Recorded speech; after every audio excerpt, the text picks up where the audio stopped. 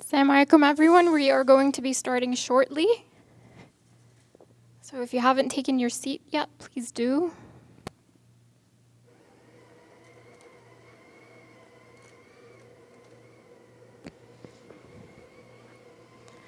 MashaAllah, there seems to be more women on time than the men, so currently the females are winning.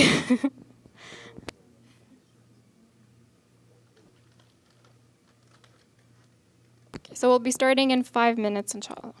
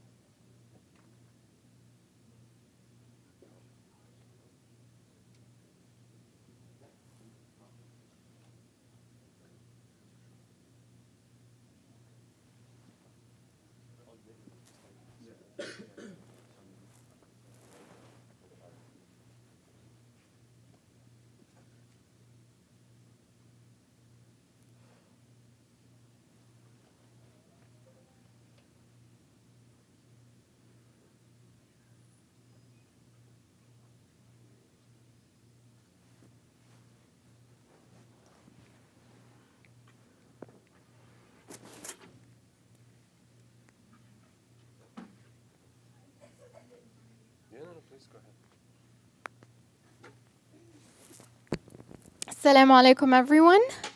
Welcome to Seekers Hub Toronto. My name is Heba. I am your MC for today. I think we might have new faces today, but I'm not sure. So raise of hands if it's your first time at Seekers Hub. Oh, we do have a few, mashallah. So what's your first impression so far? One word. Great. Okay. What's your first impression? Feels beautiful, mashallah. I remember when I first came here, I had two first impressions. Very clean, mashallah, and second of all, everyone's very warm. So it's great to have you both here. I am going to tell everyone, because we also have people online as well watching, a little bit about Seekers Hub, what Seekers Hub is. So Seekers Hub was an organization that was formed to deal with the urgent need to spread Islamic knowledge both online and in person in a reliable, relevant, and accessible manner. So to provide more specifics, for example, it allows people to study, to sit with the teachers, to study from them, to ask them questions, seek clarity, and benefit from them, both from their knowledge and from their character. So we have a lot of programming, whether you're at beginner level or intermediate level, mashallah, there are weekly classes, there are monthly events, and there's something for everyone at Seekers Hub. So today's event is actually one of the monthly events that we hold. And to tell you a little bit more about it, it is called Social Justice in the Islamic Tradition, Righting Wrongs, Enjoining Good, and Honoring Individual and Community Rights. So this is just a title. So we also have a description about it. Social justice has recently been the focus of Muslim activists and communities. More often than not, however, the methods and objectives employed in Muslim social justice work draws from practices and other traditions not necessarily rooted in Islamic principles. So today's seminar is to shed light on the principles in our Islamic tradition that we can draw from for our social justice work. So before I introduce our speaker for today, just some housekeeping items. Washrooms are over there. And if you have any questions or need anything throughout the seminar, you can ask me. We also have a number of Seekers Hub volunteers, both brothers and sisters. They're going to be walking around, inshallah. And schedule-wise, we are going to be breaking for dhuhr around 1:45 p.m., inshallah. And lunch will be around 4:30 p.m., inshallah.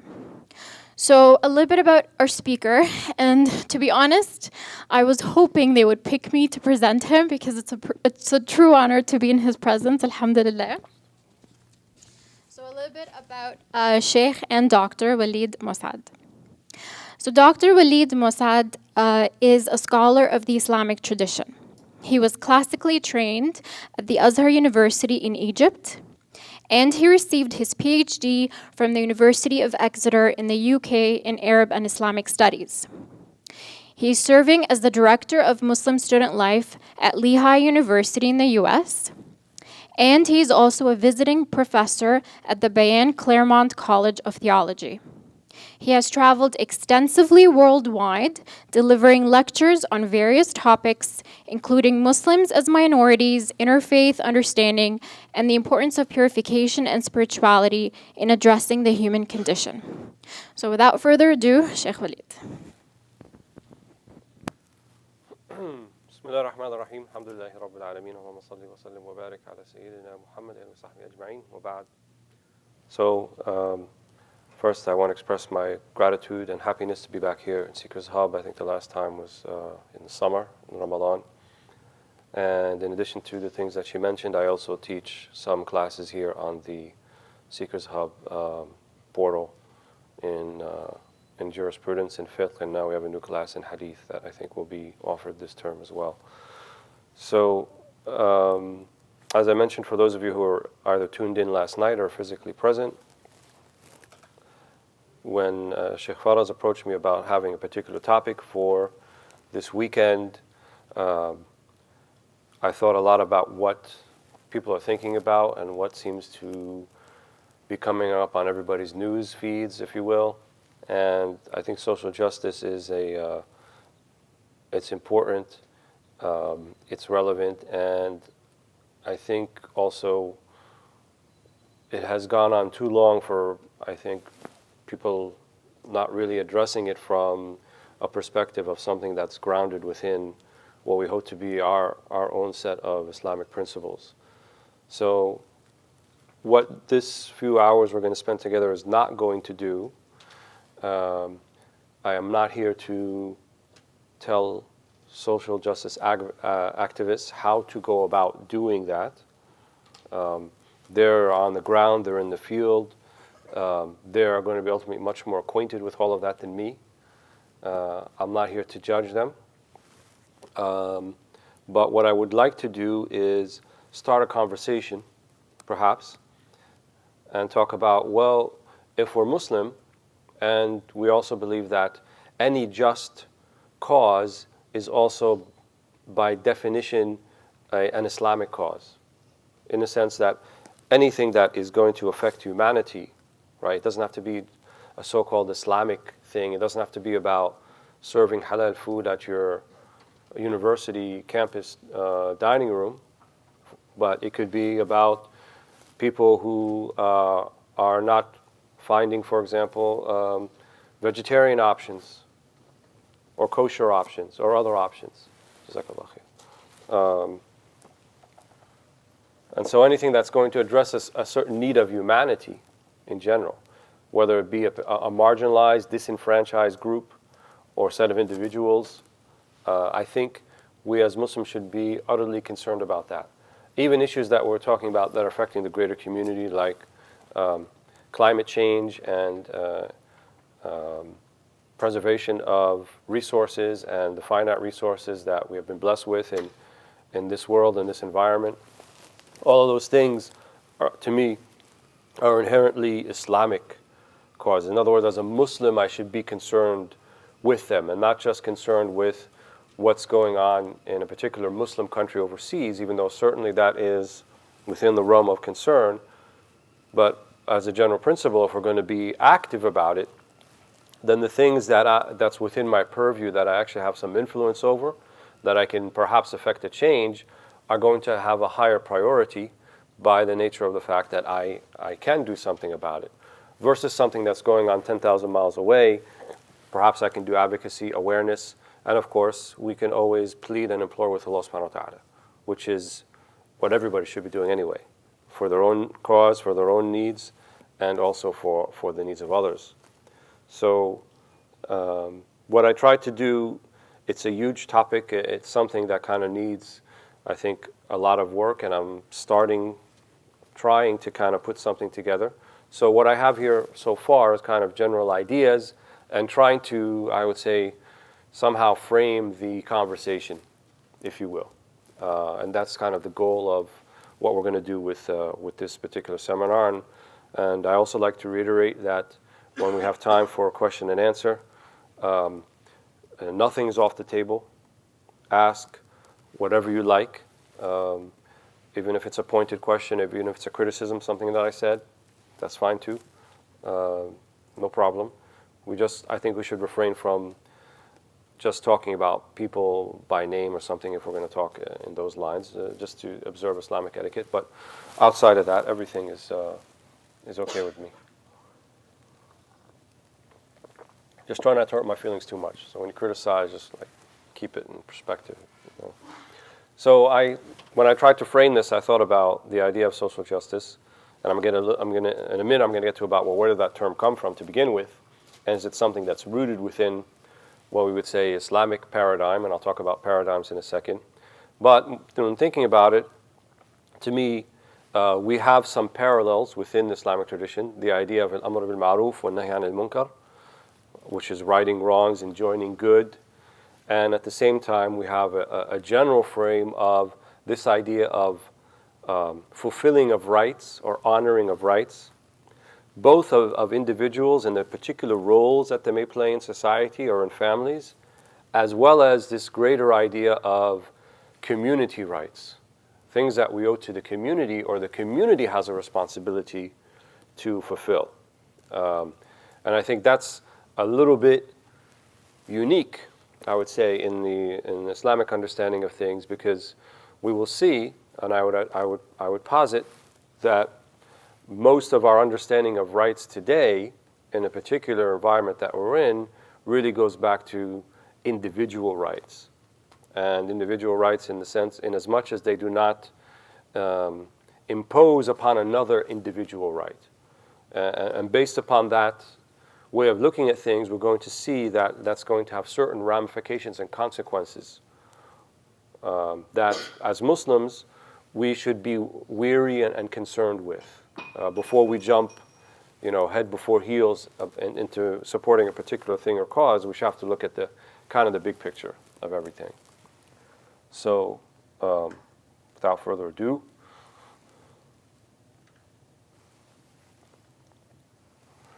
there are many verses and hadith I could have picked that support this. You can say that there is a mutawatir ma'na, which is a unassailable, unequivocal meaning from Islam that justice is to be upheld and oppression is to be removed. And anyone who thinks differently doesn't understand Islam. Of course, there's definitions for justice, there's definitions for oppression. And there are methodologies in how we go about upholding justice and how we go about removing oppression, right? And one of those methodologies that we'll get to is in the course of upholding justice, you do not commit another injustice, or you do not use injustice to remove an injustice. So the means, the method, have to be sound and principled, just as the goals have to be sound and principled. So we don't have a Machiavellian kind of way of looking at things, and the ends justifies the means. This ayah from Surah Al-Qasas, and we desire to show favor upon those who were oppressed in the earth and to make them leaders and to make them the inheritors. Similar to the biblical concept, and the meek shall inherit the earth. And so those who may be considered meek or weak in the eyes of communities and societies are not so in the eyes of Allah subhanahu wa ta'ala. And that's also going to be very important, that no matter what your particular position is in life and how people look at you, that is not indicative of how Allah looks at you. And that means also that we think about it, and it's important for us, well, how does Allah see us? How does Allah look at us? And then we do not become defined by other people's impression of ourselves or how they evaluate us, which, if you think about it, there's nothing more empowering than thinking about that, right? We seek validation and recognition from people on earth, different entities and institutions and members of society and so forth. But the ultimate validation and empowerment comes from Allah subhanahu wa ta'ala, comes from God. And no one can take that away from you. There's no one on earth who can say, well, you don't have that. Everybody has some share of that, depending upon their commitment to God, their commitment to Allah subhanahu wa ta'ala, which we'll see inshallah. And then the hadith of the Prophet sallallahu alaihi wasallam, unsur akhaka zaliman aw mazluma. Help your brother whether he is the oppressor or the oppressed. The rest of that hadith, because on face value it looks problematic, taken at face value, taking a literal meaning without looking into the context. And even the companions, proverbially scratched their head and asked the Prophet ﷺ, هذا المظلوم فما بال الظالم. We understand how to help the oppressed. That's like self-evident, intuitive. But how does one go about helping an oppressor? Do you actually help an oppressor? Right? And he said, sallallahu alayhi wa sallam, تَكُفُّ عَنْ ظُلْمِهِ, to stop him from oppressing. أو تأخذ بيده على الظلم. Or in other words, to prevent him from oppressing. And here, this hadith also gives us some insight into the methodology of how oppression is to be removed, especially when we're dealing with fellow Muslims, or if we take this hadith to its linguistic sort of logical conclusion, here brother could be brother in humanity. So there is no justice except that there has to also be an underlying mercy about it. And so even though one may be considered an oppressor, that does not dehumanize them, and it does not remove them from the general family of humanity. And that's part of the methodology, because here the Prophet ﷺ said, "Unsur akhaka," your brother. So even though he's a zalim, right, even though he may be oppressing, and there's various degrees of dhulm, nevertheless, that doesn't mean they're no longer part of the greater community or society, right? It wouldn't be right to call them names, for example, that would dehumanize them. Oh, that guy's such a pig, or he's such a dog, or he's such a this, and so forth. Because what that does is you not only otherize them, you dehumanize them, and you kind of take them out of having any path to redemption. And you cut off that path to redemption. So you'll say once a harasser, once an oppressor, once a thief, once a this, then always a thief, then always a harasser, then always this. And our religion just doesn't really allow that. It gives a path back to redemption. The Prophet ﷺ talked about a serial killer, a serial murderer who killed 99 people in a previous community, not the community of the Prophet ﷺ, but someone that lived centuries before that. 99 people, right? In today's language, that would be, a terrorist, serial killer like the world has never seen. The Jeffrey Dahmers and Charles Mansons would have nothing, next to this guy. But yet, at the end of the hadith, he finds redemption. He sought it. He looked for it. And when he looked for it from the wrong person, someone who was an abid, right? The abid is the worshiper of God, the one who spends much time in remembrance of God.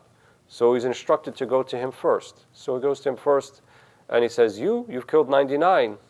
How can you possibly have a path to redemption? Right?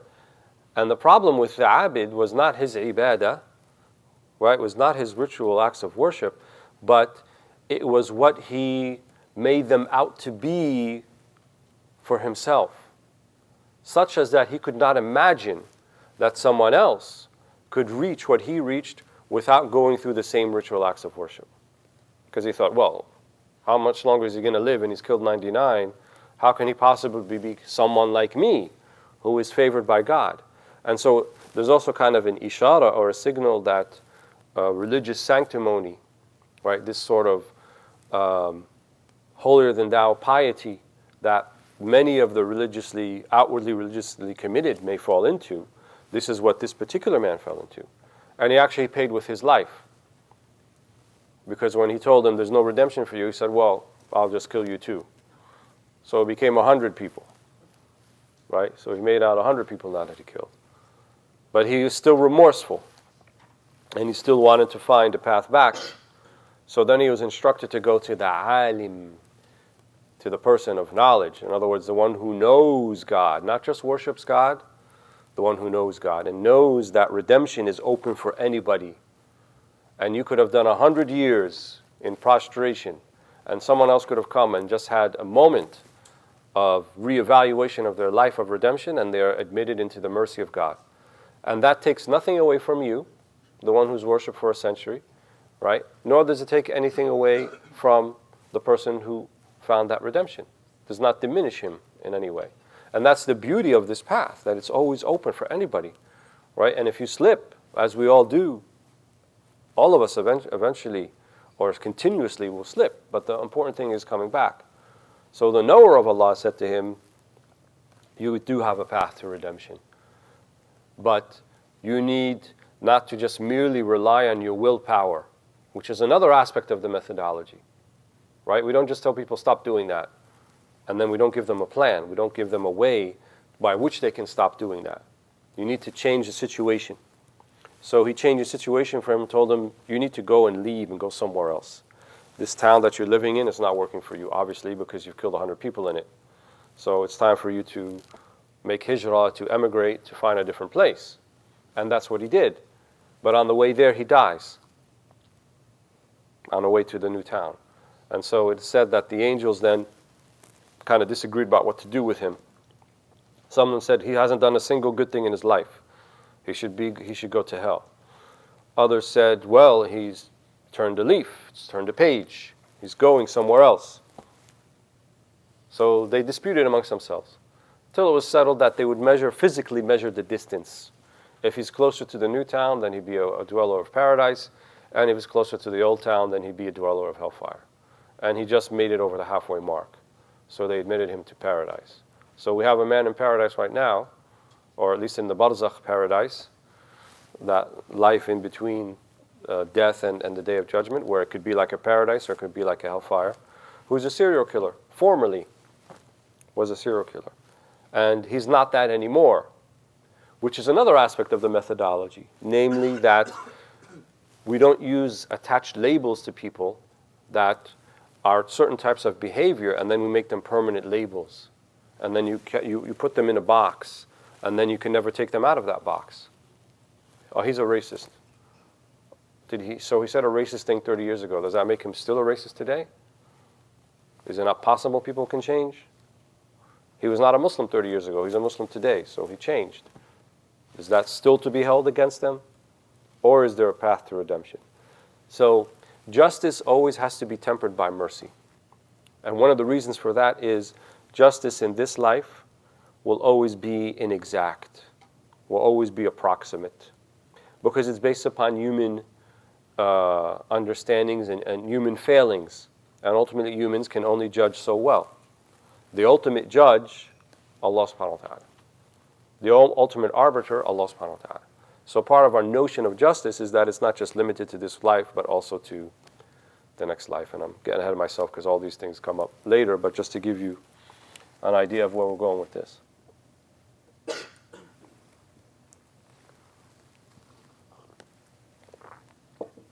So one of the things I think is important that, especially people who are involved in dawah, who are involved in social justice, who are involved in causes that seek to ameliorate or improve the lives of others, the context that we're all working in.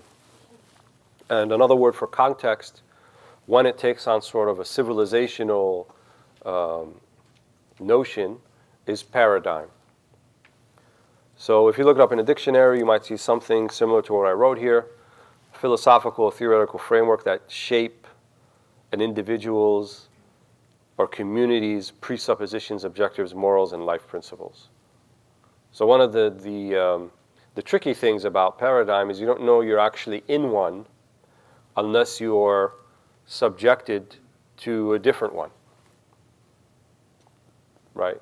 People, for example, who may have lived in the West for a long time and then they go travel to a country that's in the East, whether the Far East or the Middle East, they may notice that somehow things are different. There's a different paradigm here.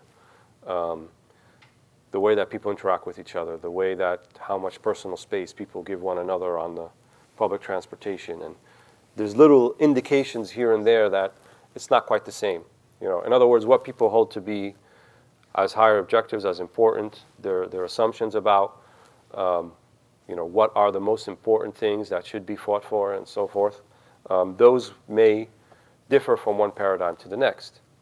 And most of the world, especially the Western world, is dominated now by a type of paradigm that has its roots in the intellectual kind of stances taken by, civilizationally speaking, just about 200 or 300 years ago, not that long ago.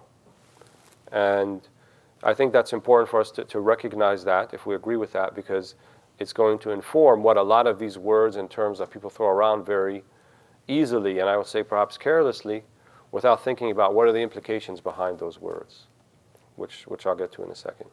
So if there's a such thing as a paradigm that informs our acts and our attitudes, is there a uniquely Islamic one, right? Or do we just assume that it somehow reconciles with whatever particular context that we're living in North America or in Europe or in Australia?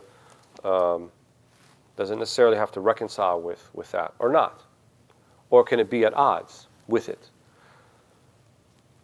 And then the next question would be, well, then does it make a difference in our conceptualization of justice, whether you consider humans mere physical beings or consider them eternal souls? Because that's a paradigm issue.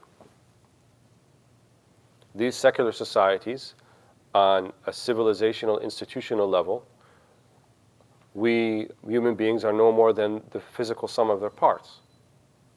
There's no concept of afterlife justice, right? That would be something constricted to, well, that's a matter of faith. But the way that the legal system works, the way that people go about their everyday business for the most part, does not assume that there's going to be an afterlife and that we are more than just this physical being, that there's a soul behind that. So is that going to make a difference in how we conceptualize justice or not? And I think it certainly does make a difference. There's one thing when you think this is it and there's nothing coming after this, right, versus this is just a very small kind of stop on the way, a very brief stop on the way to real life. And that this life is merely a proving grounds for that real life. If you believe that, then I think you're going to live your life differently, and your concept of what justice actually is going to differ as well. That's a paradigm issue. Another paradigm issue, when we talk about rights and what people are due, what individuals are due, what they deserve or what they have a right to, is that limited to individuals, or can the society or community have those rights as well? In other words, an individual has what we call a particular sanctity or inviolability about them, right? That they shouldn't be harmed. They should be free from harm. Everybody agrees about that. Can a community as a whole be free from harm? What about a concept? Should that be free from harm too? In other words, when we hold something that's a concept to be free from harm, we call that thing sacred, right? So is there a notion or a concept of the sacred in the paradigm that we have now? And what does sacred mean? It means it should be free from harm in the sense that it's inviolable. It should not be subject to a type of criticism that would be harmful. Just like an individual, there are certain types of we have libel and slander laws that it's considered harmful to the individual. Well, can you do libel or slander of a community? Or about, say, someone who lived in the past and not directly connected in a familiar nature to someone living in the present, so you're not ruining somebody's family name? So then we get into the whole subject of disparaging of prophets. Is that something that vibes, that kind of reconciles with this particular paradigm we live in? Or it doesn't reconcile? And I don't want to get into blasphemy laws and how they do it in Pakistan and all that type. That's a whole another thing, and the political ramifications of that. But what I'm talking about is the idea itself, right? There are some things that are held to be sacred or not to be sacred. So these are the questions I think we need to think about a little bit before we kind of jump into certain things and understand, well, can I piece together a constructive argument from the Islamic sources that the community has rights, or that there is a concept of the sacred, right? And if I have a concept of the sacred, then that's going to be a reference point for me, right, in terms of what I can challenge about what a particular scholar says or what he doesn't say. And even beyond this, is there a concept of the absolute in the paradigm we're living now? Is there anything that's absolute? Or is everything relative? Is everything circumstantial? Or there are absolutes? This is just the way it is for all times and all places, forever. And even saying something like that makes most people in contemporary times uncomfortable. What do you mean absolute? All times, all places, no exceptions. No exceptions. Is there such a concept? Again, people would be hesitant to say, like, well, there always has to be some type of exception. How can it be any other way? But what I would argue is from the Islamic paradigm is that they're indeed absolutes. They're indeed immutable, unassailable, thawabit, things that don't change with time and place. The sanctity of the Quran, for example, that it comes from Allah subhanahu wa ta'ala and has not been manipulated by anybody and never will be manipulated by anybody. That's an absolute for us. The absoluteness of everything that the Prophet ﷺ said is haqq, is true. That's an absolute for us, right? So we do have these absolutes. And so our understanding of reality then is defined by absolutes. It's not just subject to people's opinion, but there's a reality out there, and that reality can be known. Every aspect of reality, all the things about it? No. In fact, one of the absolutes is we can't even know everything about reality because we'll never be in a position to know everything about reality. But the paradigm we live in now, do they claim that eventually they know everything about reality and that nothing will be left to mystery or human imagination or human conjecture? Perhaps, right? You take an evolutionary theory class, you take even a biochemistry class, they might say that it's just a matter of time, right? We've uncovered the human genome and it's just a matter of time before, we get to that promised land of the theory of everything that Stephen Hawking is looking for. Is that even possible? If we compare it with a particular Islamic, if we're going to piece together an Islamic paradigm. So these questions, I think, are pivotal, right? Because they ground us and they kind of, once we have a grounding and we know, you can't get on the train and go from one destination to the next unless you know where the train station is to begin with, where your home train station is, and then you can set out where you're going to go on your journey and then where you're getting to. But if you're just on a train that's moving, you don't know where it came from, you don't know where it's going, all that you know, you're on a moving train, and so you move with it. How is that grounded? How can we actually go about and making positive and productive, effective changes to things that we see that are injustices when we don't know where the train began and we don't know where it's going, or at least a stated destination, an intended destination of where it's going?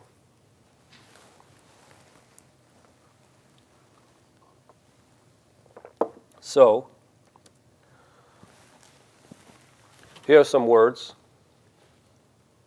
and words have meanings, and these words are indicative of a particular historical narrative, right? There's a history behind each word and how it got to what it means today. And as I said, when we're on the train, we want to know where the train began, not just be on the moving train and just assume, because we can't get off of the train, that this is the way it has to be. Not necessarily. I think we should try to figure out what are some of these things and how do they come about. And that list is not exhaustive, but there are many things that we take for granted, right? Like the word development, bottom right corner. We take that for granted. So we have countries that need to develop, countries that are already developed, countries that are underdeveloped, and then we talk about this thing called the developed world and the undeveloped or the underdeveloped world. What does that mean? Who decides what development is? And what does it mean to develop? Because your country doesn't have 1/3 of the population on Facebook, it's underdeveloped? Or because it doesn't have a central banking system that is governed by the IMF and the World Bank, it's underdeveloped? Or maybe it doesn't have the electrical grid where electricity reaches every town and village. Does that make it underdeveloped? Or perhaps the roads are not all covered by asphalt. Does that make it underdeveloped? So it's what one German linguist called a plastic word, that it can just be used and manipulated in any way, right, for one's particular agenda or needs. This idea of development. The idea of progress. It's another one. What does progress mean? That is, if I had to pick one word that's indicative of the paradigm that we're kind of all subjected to, whether we choose to or not, it would be the word progress. It kind of epitomizes that. Because it means that we are constantly on a better course to something better. So accompanying the technological progress, right? Nowadays, you can travel 1,000 miles and do it within a few hours, where 100 years ago or 200 years ago, you were talking weeks. That's progress, right? And here in 2017, I could send a message to someone literally halfway around the world within a nanosecond, and they can see that message. Whereas, I don't know, 20 years ago, that wasn't really possible, 30 years ago. So that means we've made progress. And so we're on this constant linear progression of progress. And that has also come to mean that particular social attitudes that were in the past, well, we've come to better social attitudes in the present. We've made progress.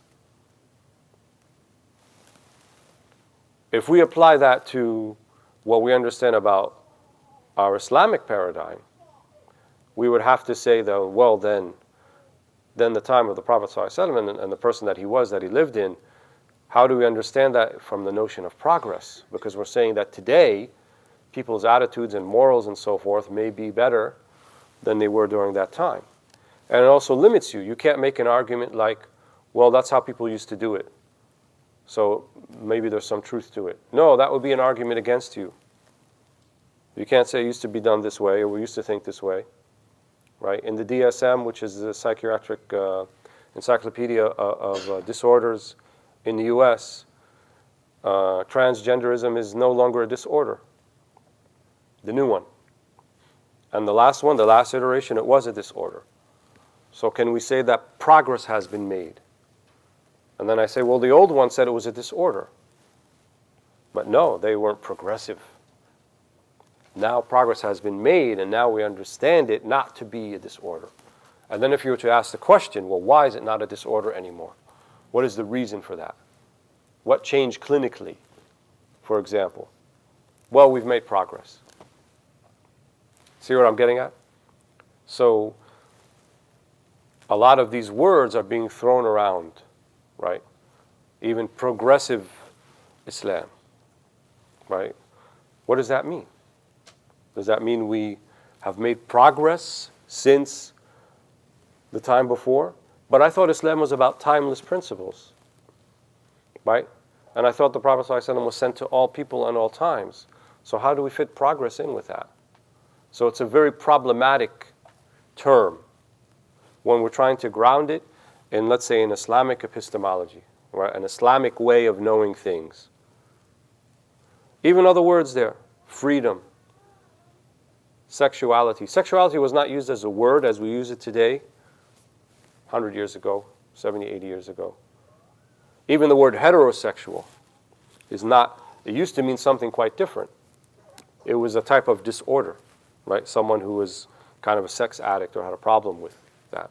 Not that it meant someone who is attracted to someone, a member of the opposite sex. But that was a term that made progress, a term that evolved, right? And now we even have this thing called cisgender. Anyone know who that is? What that is? How many people know what a cisgender is? Few of you, right? Because if you're not in, the cutting edge of where these terms are coming from, because if you have transgender, someone who's switching sex, either by intention or physically, from one to the other, then the cisgender is a person who's not doing that. So they're occupying the same gender, as it were, that they were born into.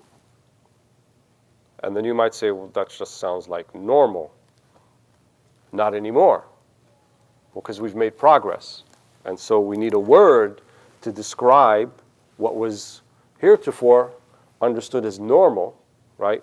But now we want to make a new normal where people can be transgender or they can be cisgender. وهكذا. Because that's part of the notion of progress. So you see where I'm getting at. We have to be aware of this particular paradigm that's going on. And the problem is we don't know our own paradigm. And I know we're out of time. I'm just going to spend like 3 minutes. If we delay it a little bit, if that's okay with Sigal Saman. Here are some of the terms from our paradigm. Why did you write them in Arabic? who's going to read them. Well, that's part of the problem, right? Because this particular paradigm is rooted in an understanding of where it came from. And the Arabic language is pivotal in that, right? Arabic language is not just the language of the Arabs, it's the language of Islam. People like Al-Ghazali and Al-Razi who were Persians, that's not their first language, but they made it their language, their working language, to flesh out these concepts. And so, someone who's working into translation, and I've done a little bit of it, it's very difficult when you're faced not just with the linguistic implications of it, but you're trying to translate between paradigms. So if I took a word like tawqifi, right, versus tawfiqi, that's an Islamic paradigm. What does that mean, tawqifi and tawfiqi? It almost sounds the same. There's only two letters have been switched around, but it's a paradigm. Tawqif means something that has been commanded to or designated by Allah subhanahu wa ta'ala.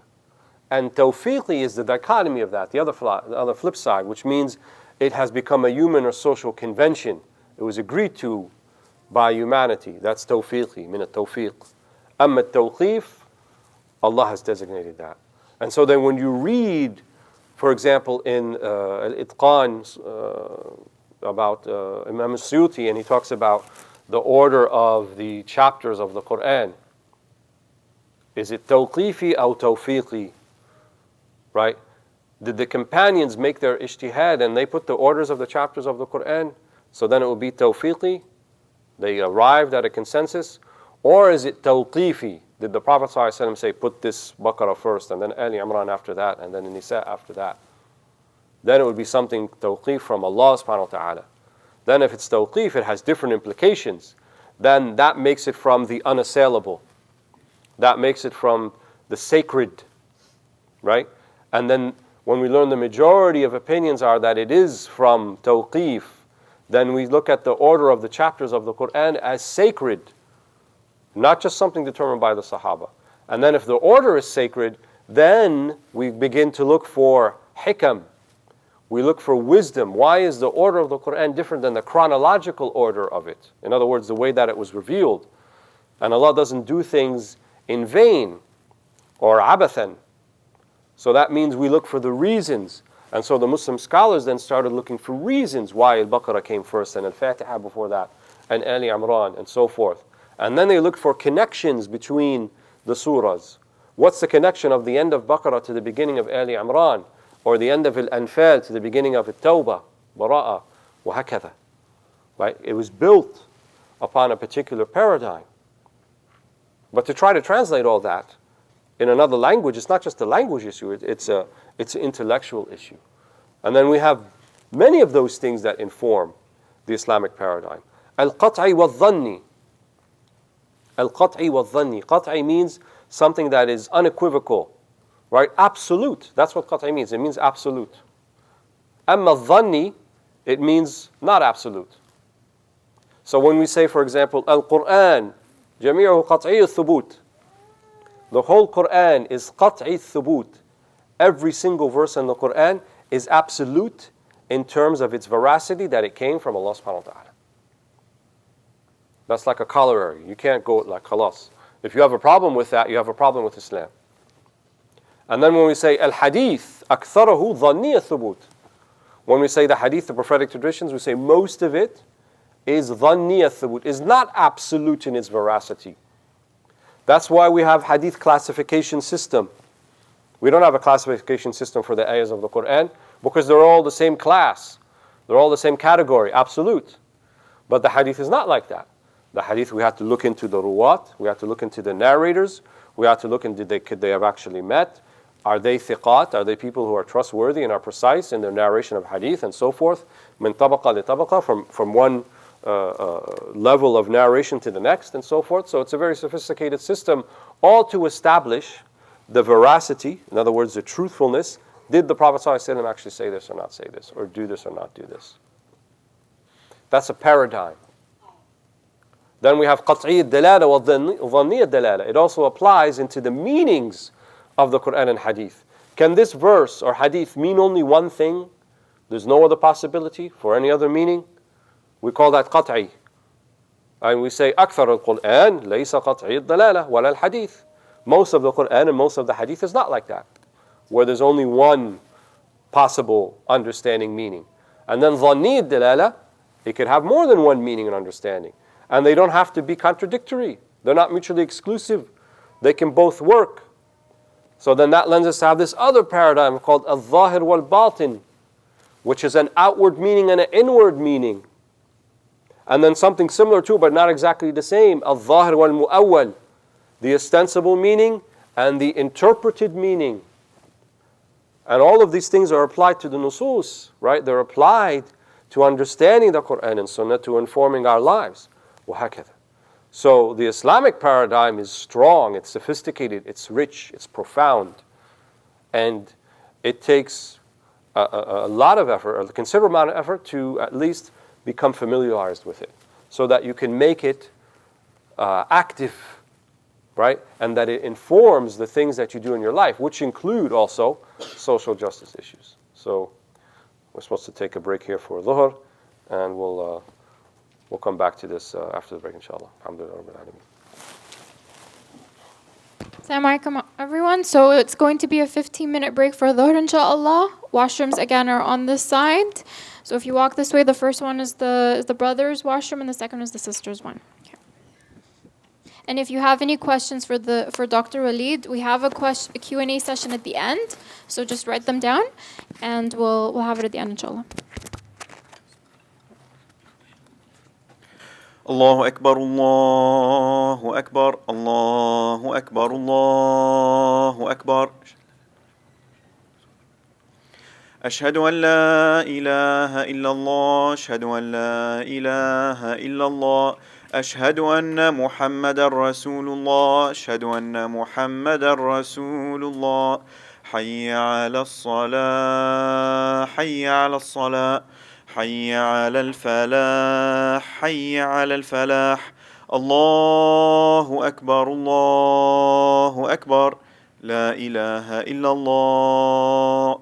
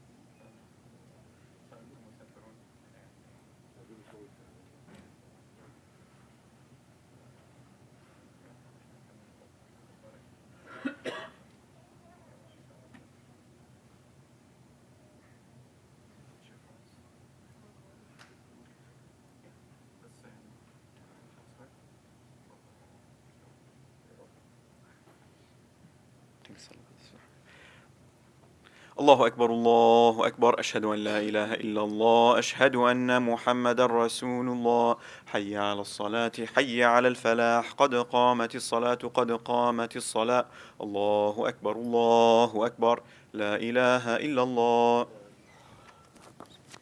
حق لا إله إلا الله محمد رسول الله صلى الله عليه وسلم استووا واعتدلوا قام الله ما دامت السماوات والأرض وجعلنا من صالح أهلها. I'm praying 2 rakats because I'm traveling, so those who are not traveling, complete 2 after I say the salam.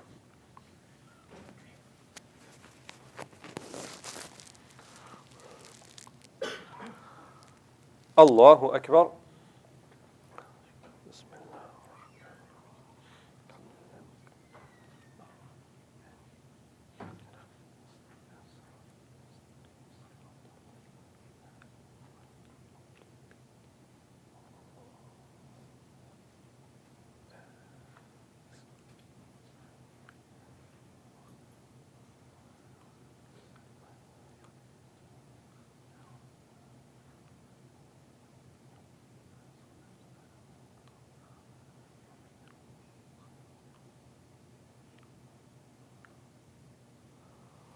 Allahu Akbar.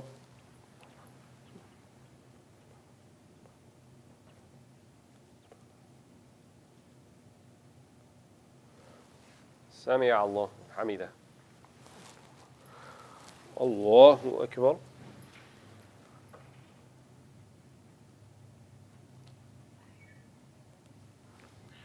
Allahu Akbar.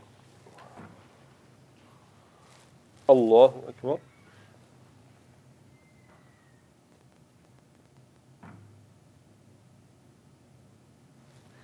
Allahu Akbar. بسم الله الرحمن الرحيم.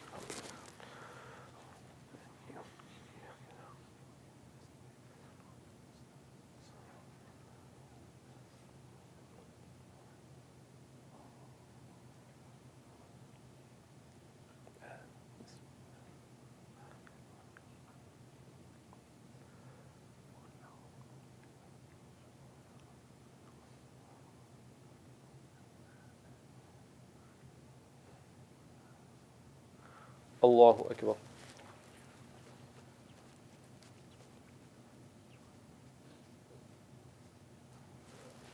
سمع الله حمده. Allahu Akbar.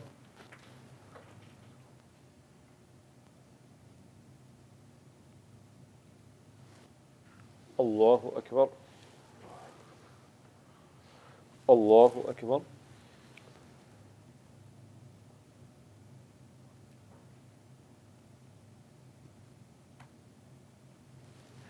Allahu Akbar.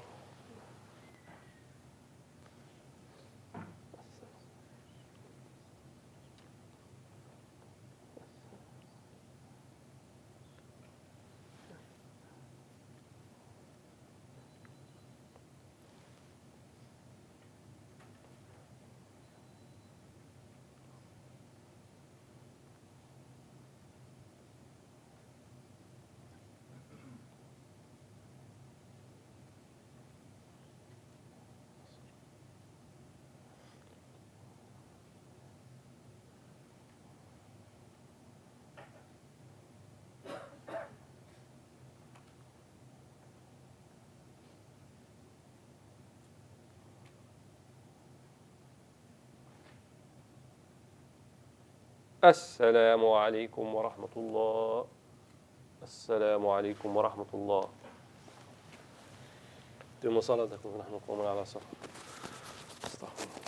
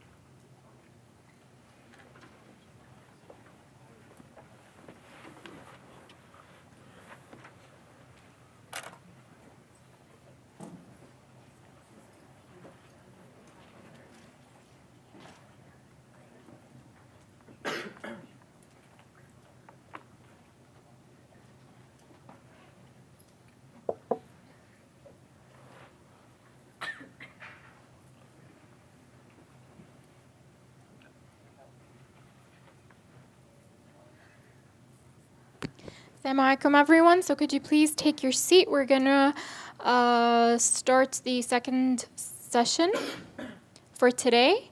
And I also forgot to mention that we have lunch included at the end of today. In the meantime, if you're thirsty, we have waters on both areas. Okay?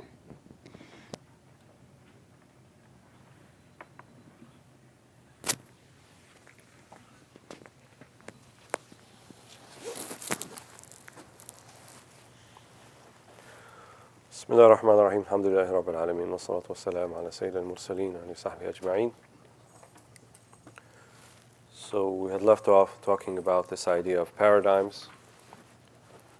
We mentioned there's a particular dominant paradigm that has a history behind it,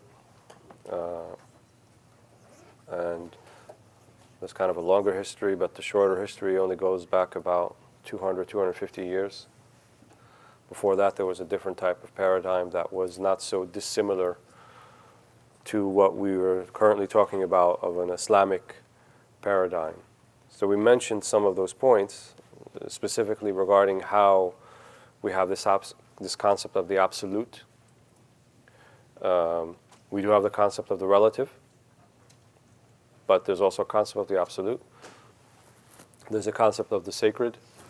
There's a concept of zahir and batin, of things appearing a particular way outwardly, but then there are inward things that are more indicative of its reality than the outward aspect. So, in our inner reality, we're souls, not just bodies.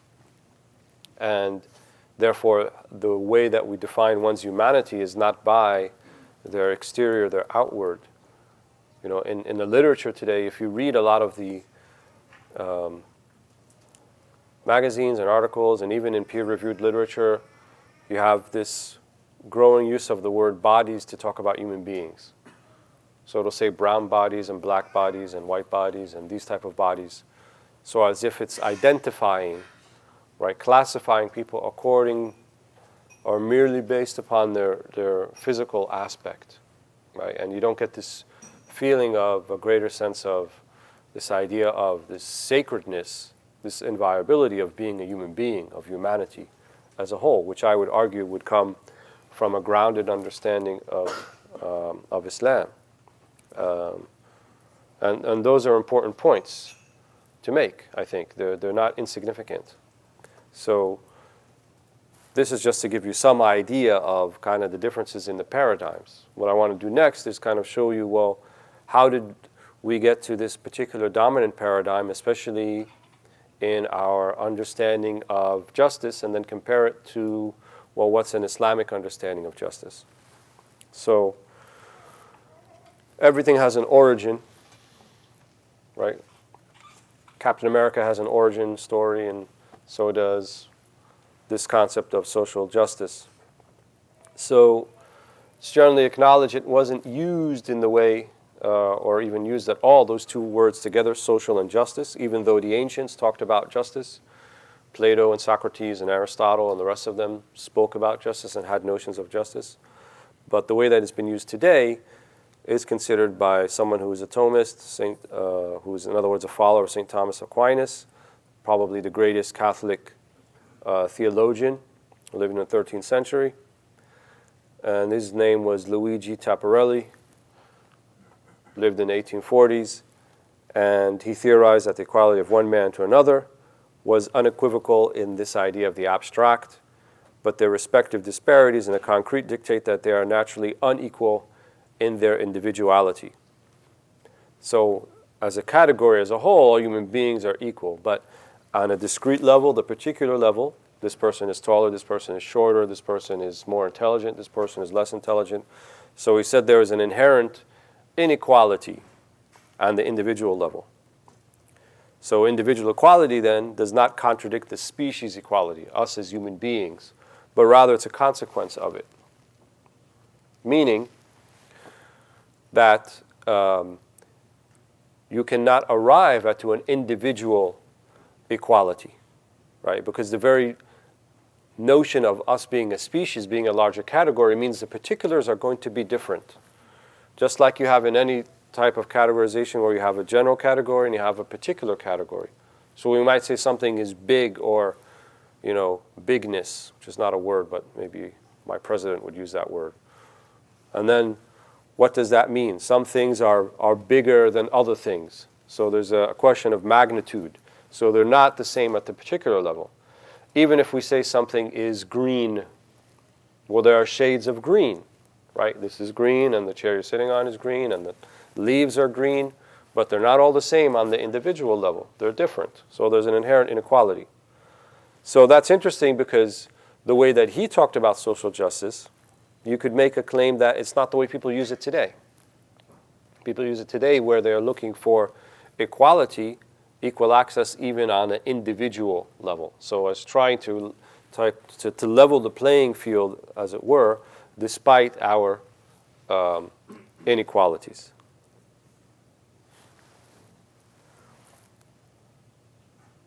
The way we use it today probably is attributed to someone by the name of John Rawls, who's still alive. He wrote A Theory of Justice in 1971. And he posited that if we were to develop this idea of social justice from the abstract by saying, let's say nobody knew anything about anybody else. Nobody has any idea of what role you play in life, or how many degrees you have, or who your parents are, or your gender for that matter. Nobody knows anything about that. What would then be the thing that we can all agree upon, such as that each one of us would have access to that thing that we'd agreed upon without infringing upon another? So he called this the hypothetical original position, which would be defined by a veil of ignorance. Pretend you don't know anything about anybody else. And let's start from there, and then define social justice from that point. So he said, each person then, two things, should have equal rights to the most extensive liberties consistent with other people enjoying the same liberties, right? Because we want everyone to have it. So it's not just one person has more than the next, but everyone has to have equal access to these liberties. Therefore, inequalities should be arranged so that no one person would be blocked from occupying any position. It would be accessible. Some people criticize that. And they said one of the problems with it is, while it sounds good in theory, but on a practical level, people do have roles and positions and come from places and have positions of influence in society and so forth. So it's not exactly hypothetical, right? And they criticize Rawls because he didn't actually give you a plan of how to go about achieving this, how to go about doing this. He was theorizing about it. But it has informed many of the social justice platforms, right? And so then one of the things I think that has come out of it, that maybe I'll talk about a little bit, it comes in some of the future, the slides we're going to show, is that people then sought to frame their ability to access something, right, if they're prevented from being accessing it, by being subsumed into a type of identity, to be a group. Because then when you become part of a group, right, and then you become part of a disenfranchised group, then you fall under this definition, right? We as such and such don't have access to this and don't have access to that, right? We as people who are homosexual or lesbian, for example, we want to get married, and we didn't have that before, and so we are as a group, right? We have this identity now, right? We've given ourselves an identity, and so as an identity, as a disenfranchised or marginalized group, then we should have access, equal access, just like people who are heterosexual have access to marriage, and so forth. What would be the problem with that? Let's take it to an Islamic paradigm. We don't have the word homosexual. We have words that denote a particular behavior, but it's not an identity. It doesn't constitute an identity. In other words, it doesn't constitute as a group identifier, right? So someone may engage in some type of homosexual act, but even from, I would say, an Islamic paradigm, we wouldn't say that person is necessarily homosexual, right? Because it's not an identity. So that means, if someone asks, can a person be Muslim and homosexual? I would say yes and no. Yes, in the sense that if someone has an inclination towards the opposite sex or the same sex, that does not make them not Muslim anymore, right? They're still Muslim. But no, in the sense that if what you mean by homosexuality, that they can have this type of identity separate and distinct from an identity of being a Muslim, right? And somehow now I have to reconcile the two. I would say, well, that's problematic. Because for us, it's not an identity. It's a choice. It's a behavior, right? And I know that the LGBTIQ community loves to say, no, it's not a choice. But what I'm talking specifically about is acting upon a particular inclination, because that's our paradigm. We have certain methods and methodologies to deal with inclinations, which can be considered outside of the commands of Allah subhanahu wa ta'ala. But even having those inclinations doesn't make one outside of Islam, or even one sinful for that matter.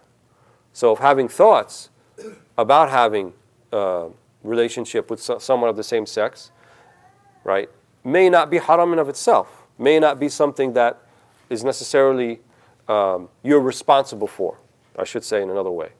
Maybe because those thoughts came about, and we can't always control our thoughts.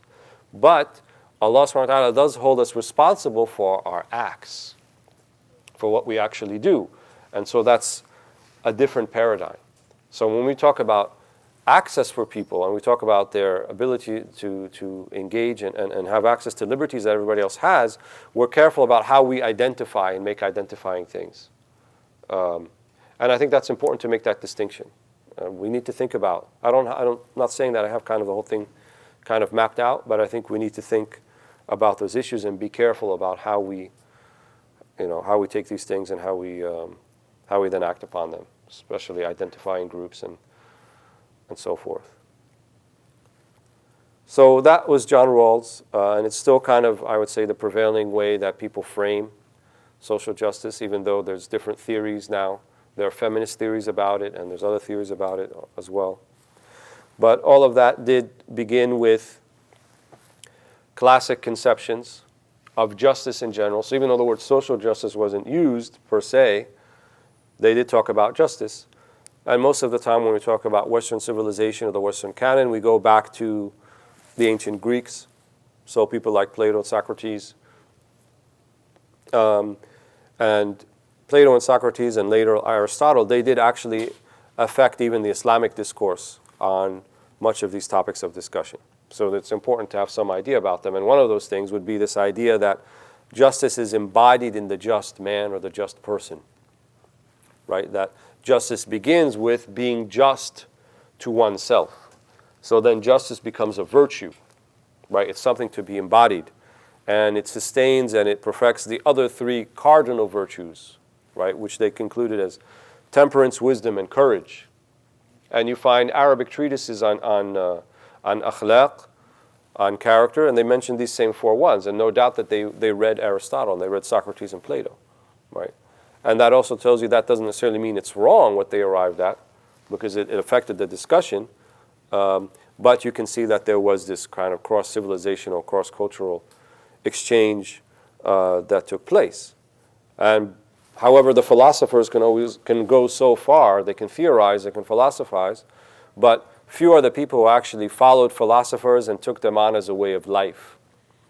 They're really talking to other philosophers. So they're having kind of this little discussion between themselves, where something that's prophetic or a prophet, then that's someone who is actually giving you a way to go about living about life. Aristotle, similar. He was a student of Plato in the sense that justice is a virtue of the soul. And then he talked about different types of justices, distributive and corrective. Right? And distributive is probably what we mean by social justice today, that people are dividing, what he said, benefits and burdens, what I would say rights and responsibilities, among members of the community. So the idea that communities cannot survive and cannot thrive except that there is some type of equitable distribution of those burdens and those benefits. Because if everyone was just trying to get at a benefit, then no one would assume the burdens. And that would not be a functioning society, right? And then you have to ask, how are those benefits and burdens to be distributed? If we go by John Rawls and say everybody's kind of an equal, right, even in their particular inequalities, then is that best for the community? Or do certain people have certain aptitudes, certain skills, certain abilities, certain proclivities that would make them more suitable for a particular role in society versus another one? And that's basically what Ibn Khaldun says in the Muqaddimah. He was widely considered to be the first social theorist or sociologist, and he said that the way that different roles in society are distributed is because certain people have certain proclivities and inclinations, and so they're going to go with the thing that they have a skill for or the thing that they're drawn to. And that's different amongst different people, right? And so everyone is going to find that particular space in society, and it's also going to be based upon the demand for such a thing.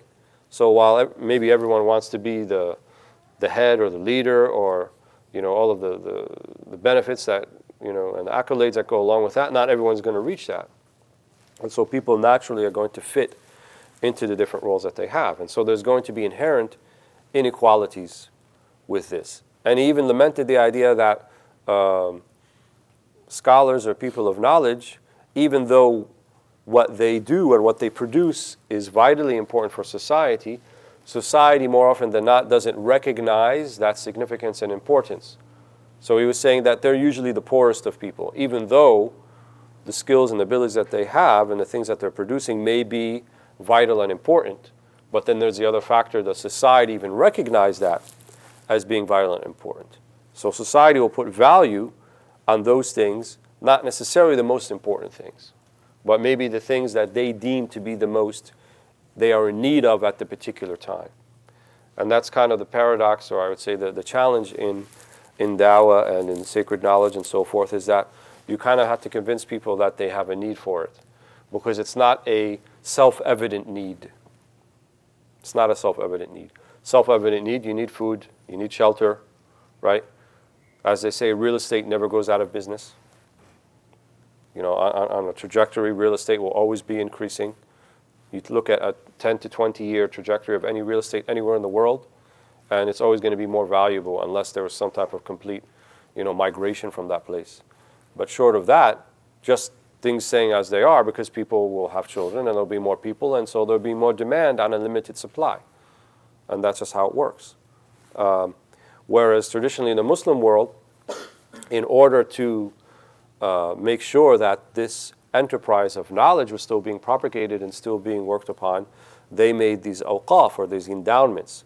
So certain members, certain segments of society recognized the importance, and then they sustained it, made sure that it went on, and so forth. So sometimes justice doesn't always work out exactly according to the way that we think it should work out. So they recognize that, you know, there may be an ideal scenario, there may be something what we call mithali, right? Something that would work in the ideal of the abstract, but in a real life situation, we're going to address the real life situation as it is, not as we wish it to be, or as how we want to see it to be. And many of the ahkam, many of the legal rulings in Islam are looking at that reality, not according to some kind of mythic ideal that can't really be achieved. So, for example, you look at some of the requirements for court testimony. And people love to put out the trope, even though it's not really true, that the testimony of a man is equal to the testimony of two women.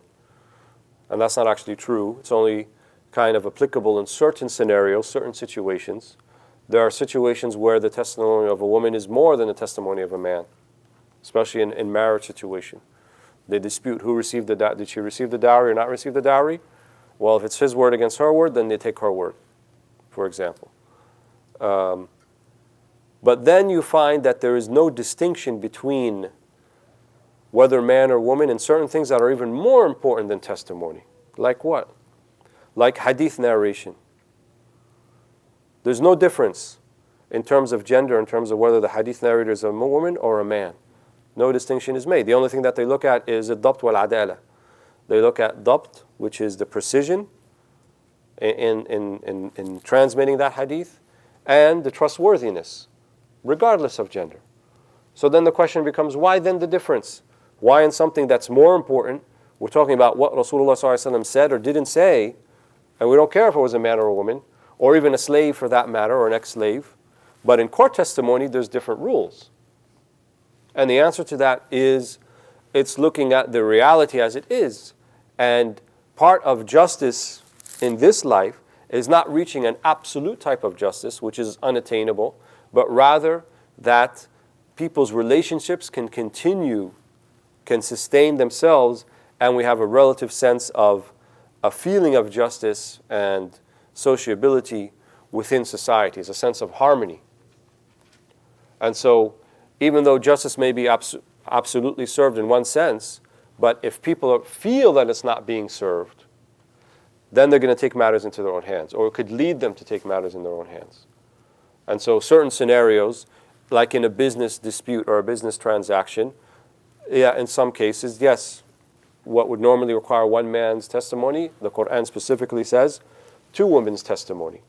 Not because they're any less than a man, or that they have any less of a precision or adala, but so that the semblance, and according to the participants, they feel that justice was served.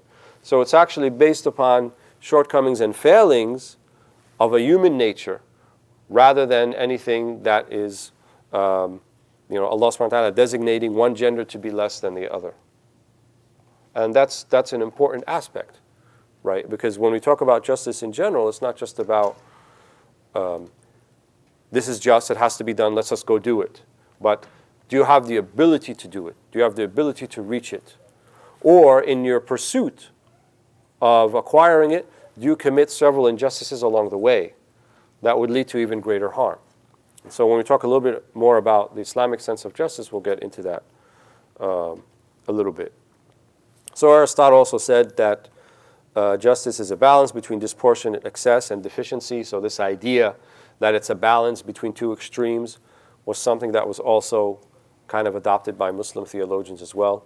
When they talked about the virtues, they said that justice also was a balance between two extremes. Courage was a balance between two extremes, between cowardice and between recklessness.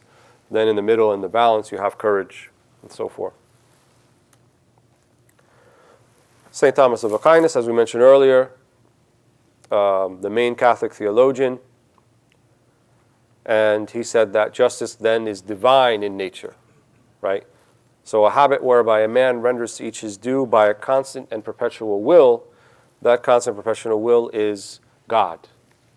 So if God wills this thing to be just, then the habit by which you try to render that, everyone his due. So this idea of rights and responsibilities. And it would not be a stretch to say that he acquired that understanding from someone like Al-Ghazali, which most scholars said that he would have read Al-Ghazali, at least in Latin, because he preceded him. So again, going back to the idea of rights and responsibilities. And then natural law is divine law. Again, that's something he could have gotten from an Islamic understanding, because we'll see in the Islamic paradigm, that which is good is that which is determined to be good by Allah, by God.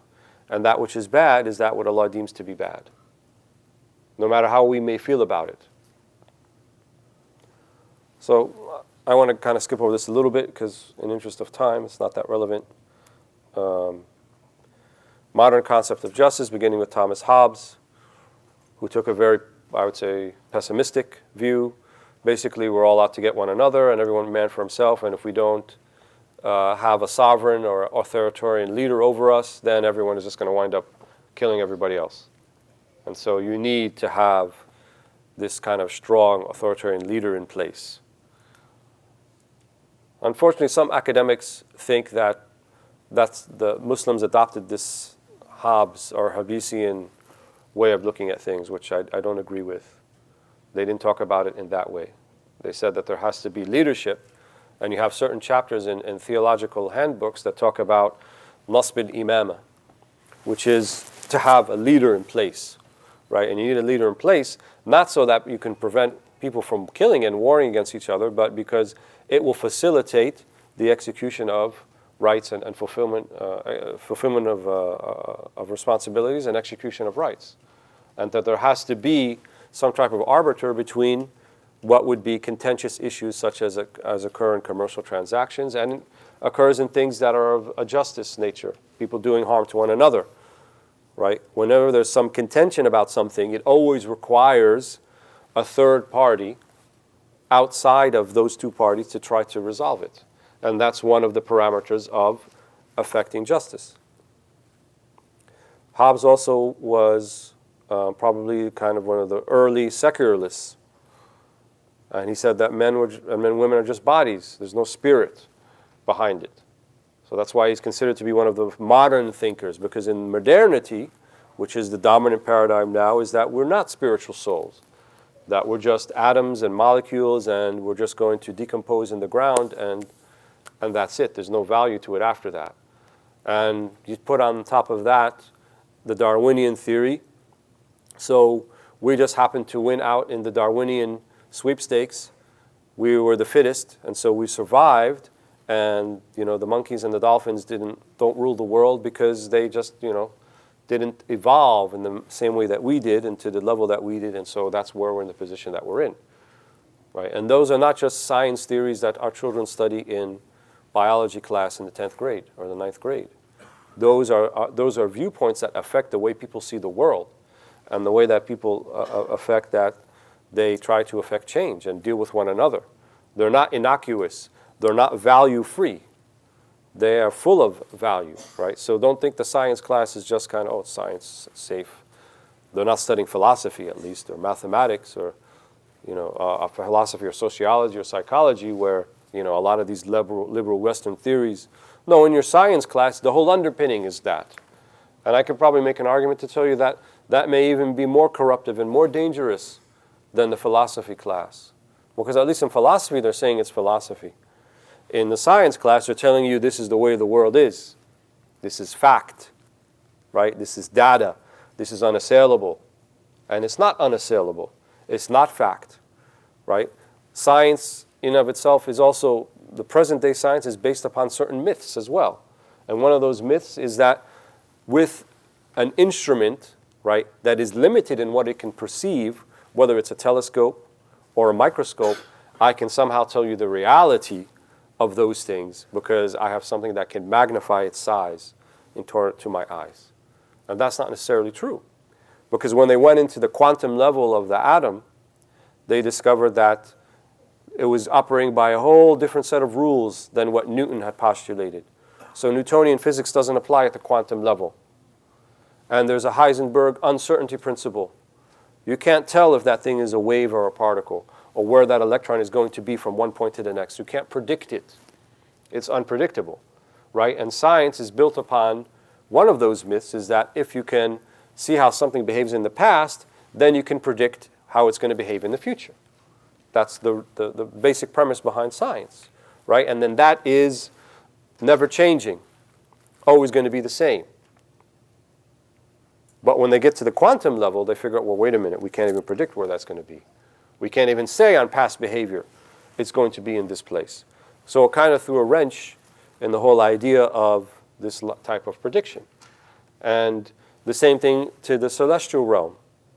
They postulated certain Newtonian laws. The universe has a constant density, is one of them. And then they saw certain parts of the universe doesn't behave the way that it's supposed to behave, right? They couldn't figure out the orbits based upon this idea of constant density. So they said, you know what? Let's just call that dark matter because it doesn't work like matter. So we'll call it dark matter. And I may be being a little facetious, but that's basically what happened, right? So they put a name to it because it doesn't behave like they expect it to behave. Do they actually know what it is? No, they don't know what it is. But it just doesn't behave like their expectations. So, the modern era began with this theorizing that God no longer needs to be in the picture. And like Stephen Hawking says, if we can solve the gaps, if we can get rid of God of the gaps, we'll get rid of God. And God of the gaps means in church doctrine, right, or ancient church doctrine, there's this idea of mystery, the mystery of the universe.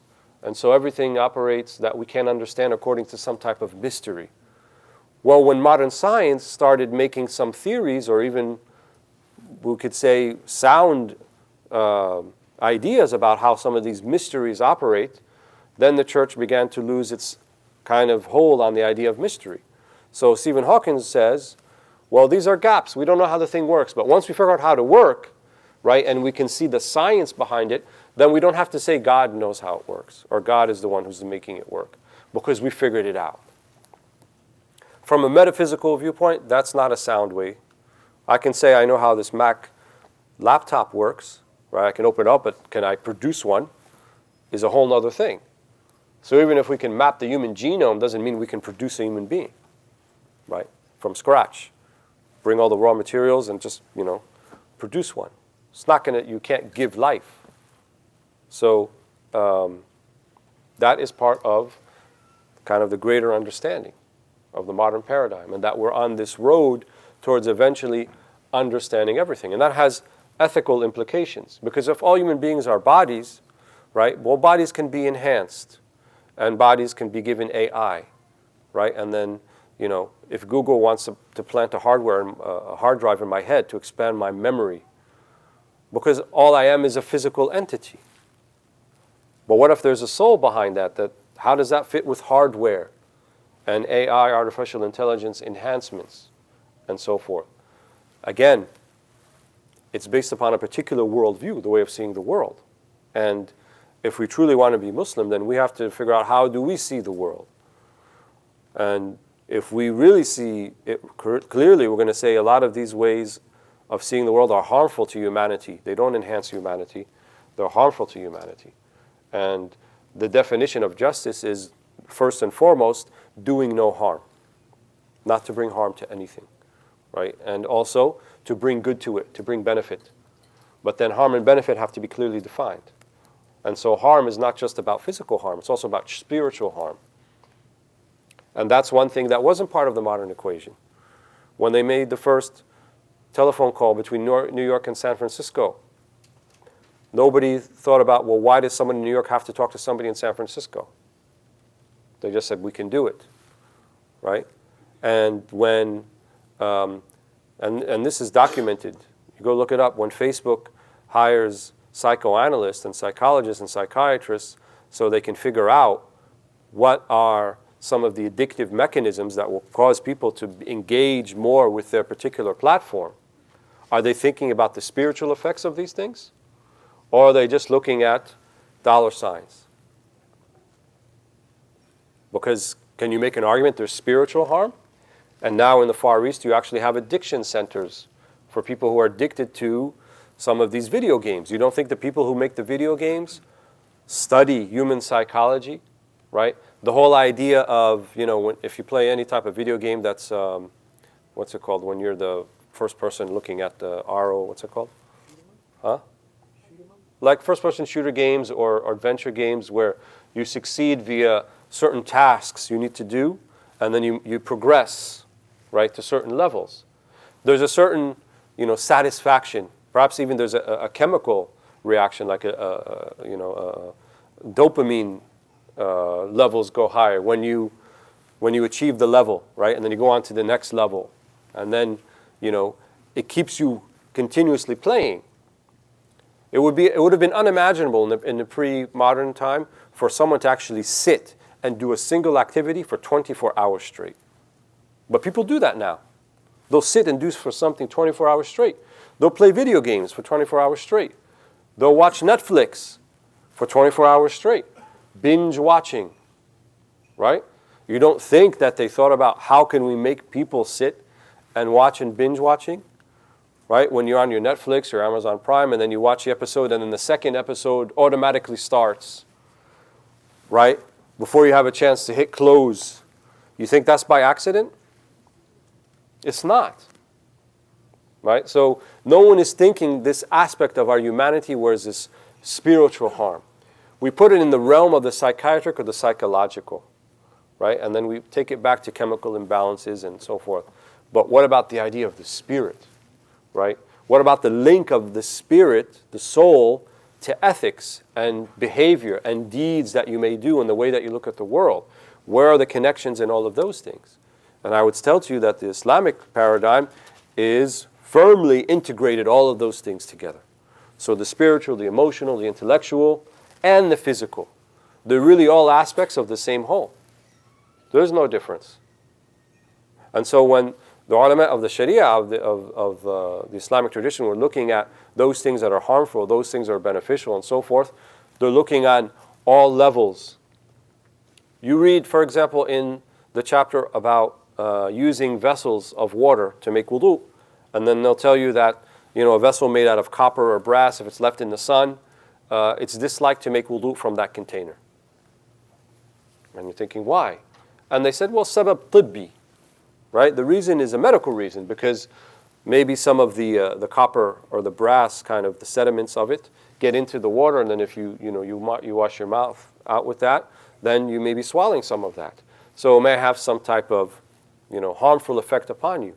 So it wasn't a strictly spiritual Sharia kind of reason, but they even go to a physical reason. But they considered those things, right, about the idea of harm or no harm, of benefit versus harm. وهكذا. So Thomas Hobbes, pessimistic guy. Real quick, Locke and Hume. Locke was similar to Hobbes, but more optimistic. He thought, however, that people can recognize that other people have rights and liberties, but there still needed to be sort of a central authority by which to make sure that that would be enforced. But he also said that authority should not infringe upon the lives or liberties of the governed, and authority is held accountable by the people. Unlike Hobbes, who thought the authority was unassailable by the people, Locke thought that no, people should have some recourse to taking that authority into account because he's a representative of the people. So kind of not like the divine right of kings that Hobbes kind of was following, but something different. And a lot of modern political discourse is based upon Locke's ideas. David Hume also had theories about morality.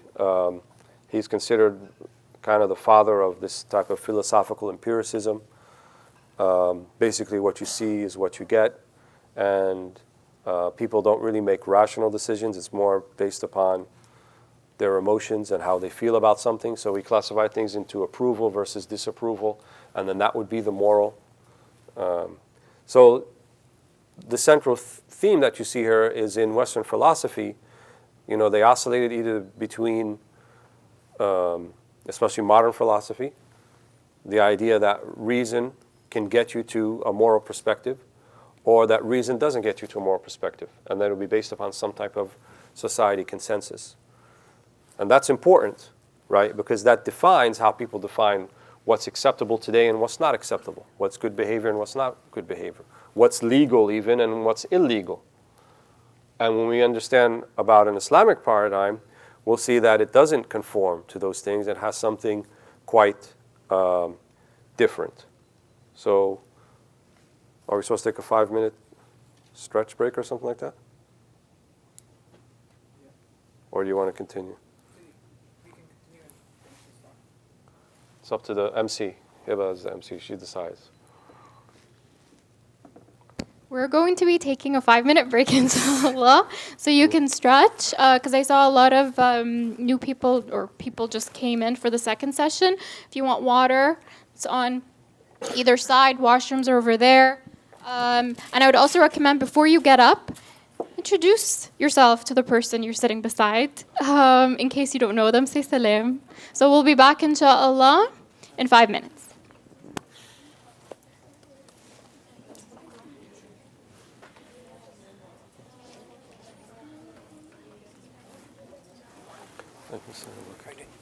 Who are you? What's your name? Ali. Mosaad.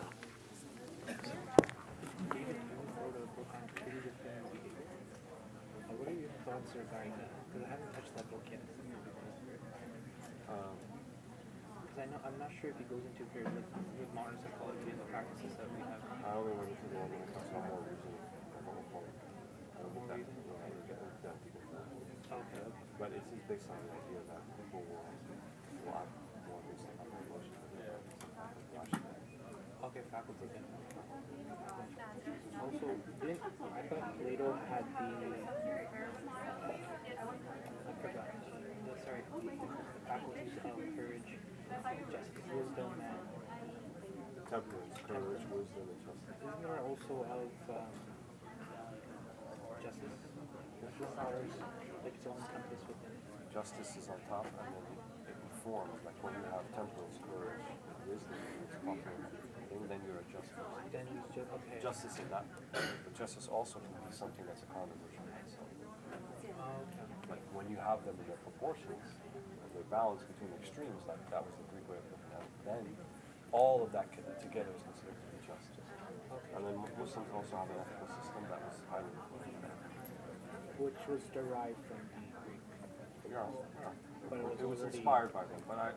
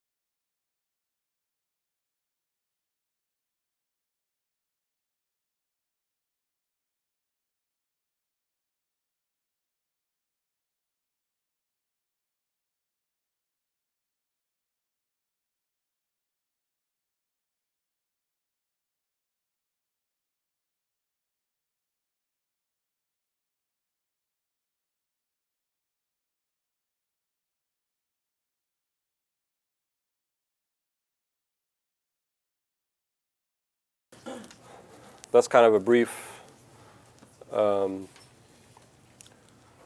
what Alistair McIntyre would call narrative history. I didn't really do it justice, but I was just trying to give some idea. In other words, these terms that we use, there are particular stories behind them. Just like every person that you meet, there's like a backstory that you're not aware of that informs who they are and what they do and so forth. So a lot of these terms have these backstories that we should be at least a little bit familiar with, and how did we get to this particular point, especially if we are uncomfortable with the notion of progress, which, as I said earlier, merely states that anything that we're doing today necessarily has to be better and updated from that which came before. And in order to, I think, effectively contend with that, you have to say, well, what makes it better? Not just the mere notion that it's later chronologically, that's not enough, which is kind of the premise that everybody's going by, but tell me what exactly. That doesn't mean that we believe as Muslims everything in the past is necessarily better than everything in today. That's not true either. But there has to be a separate set of, I think, criteria other than the fact that chronological order came later than this thing. So then what about this idea of justice in the Islamic tradition? Well, as I said earlier, there are two attributes, two names of Allah subhanahu wa ta'ala that have some link to justice. Al-Hakam wal-Adl, often mentioned together. So Al-Hakam is the judge or the arbiter, and Al-Adl means justice. So one of the things is that every single thing that Allah does is just. وَمَا كَانَ اللَّهُ بِظَلَّامٍ لِلْعَبِيدِ. So nothing that He does is going to be considered to be injustice. This presents a question, right? If we accept that, then the question that is presented is, well, if Allah subhanahu wa ta'ala is the ultimate author of everything that happens in the universe, including our own deeds, but somehow we see many of those things as unjust, so how is it then we reconcile the two? How could everything that Allah does be just and at the same time there's injustices? So the earlier generations, around the time of the Prophet ﷺ, such a question did not present itself really. They didn't think about it in that way. But this question came about later on, right, when people from the Byzantine Empire and the Sassanid Persian Empire came in, and they had their own kind of theological baggage that they brought with them. So they asked questions like this. So there was a couple of responses, right, from Muslims at the time. The early response was, well, that's all philosophy and that's all kind of nonsense and we're not going to engage with any of it. However, from that initial response, there arose a group who said, no, philosophy can be reconciled, what they call hikmah, can be reconciled with sunnah. It can be reconciled, the two of them. There's no inherent contradiction, right? And they said the way we reconcile is that human beings create their own acts. And so they create evil. And that way God doesn't create evil. Then the former group, who said we're not engaging with any of that, they said, wait a minute, that's not right either. So they began to engage with it because it was already out there, right? These questions were being raised. They said, if you say that human beings create their own acts, then you're also saying, implicitly, that God has no power to stop them. And that doesn't sound like God anymore. That sounds like an incapable being. Where is the supreme being in that? So people create their own acts and God can't stop them. So they said, everything Allah does is just, but we have to look at it from the prism of divine justice, where Allah defines it. We don't define it. Allah gives us parameters by which to evaluate whether human beings are being just or unjust in this life. But in as much as the decree is from Allah subhanahu wa ta'ala, all of that is just in a way that's commensurate with Allah's divinity, that Allah is the supreme being. And there's no inherent contradiction with that. So on the one hand, because Allah decreed it, it's just in that overall perspective. And on the other hand, Allah also asks us to do 1, 2, 3, 4 in response to what He determines, what He classifies as something that is harmful or unjust. And there's no contradiction between the two. So from that argument also grew other arguments. Well, what's good and what's evil then?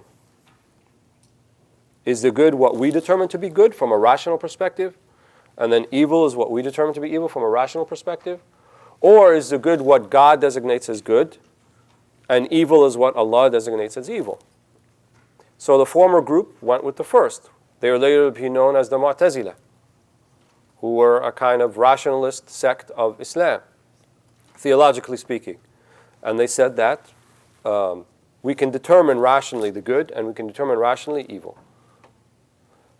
And the Ash'ari and the Maturidiyya, who represented Ahl Sunnah, they said that no, Allah determines that.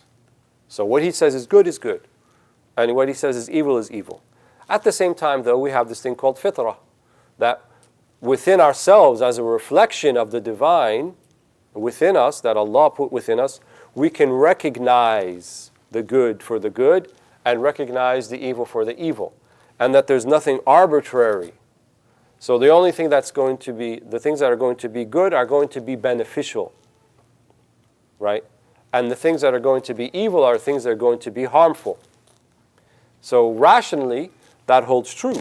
But we can't force Allah subhanahu wa ta'ala into declaiming this to be good by our own rational perspective.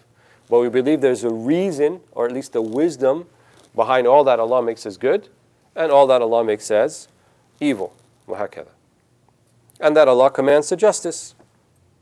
إن الله يأمركم بالعدل والإحسان وإيتاء ذي القربى وينهى عن الفحشاء والمنكر والبغي يعظكم لعلكم تذكرون. Here Allah orders justice and good conduct, and giving to relatives, and forbids immorality and bad conduct and oppression. Right? Why would He forbid something unless it actually happens? So it does happen, but on a human level, from a human perspective. Even though from a divine perspective, all is just. He admonishes you, يَعِذُكُمْ لَعَلَّكُمْ تَذَكَّرُونَ, so that you may be reminded. So then the other question that arose, well then how then are we held accountable? How are human beings held accountable? If Allah is the author of all acts and everything that He does is just, but yet we can commit we as people, injustices, but yet Allah authors all of those things, how then are we held accountable? So they said that in terms of bringing things from non-existence into existence, something wasn't there and now it is, only Allah knows how to do that. That's called creation. But taking on the responsibility and accountability of that creation based upon your intention or your motivation, that's called acquisition, kasb. And by this kasb, by this acquisition, you are held accountable. We don't say we create our own acts, because if we say that, then we say Allah doesn't create them. And that's not right. وَاللَّهُ خَلَقَكُمْ وَمَا تَعْمَلُونَ. Allah created you and what you do. But at the same time, we are held responsible and accountable. By those things we intend that we do voluntarily, because we acquire that which Allah created according to our intent and our voluntary action. That also means things that are involuntary, we're not held accountable for. So if I do something while I'm unconscious or I'm asleep, right, or I'm in a state of clinical insanity, technically then I'm not held accountable for those things. Or prepubescent children, not held accountable for those things on an individual basis, because they don't have, we don't consider their acts to be voluntary at that point. They're involuntary. They cannot discern. They don't have a moral code or an ethical code they can live by. They can't discern those things. And so that's how they understood the interplay between kind of divine justice and then looking at what are the aspects of human justice. Then they talked about human justice in a particular way.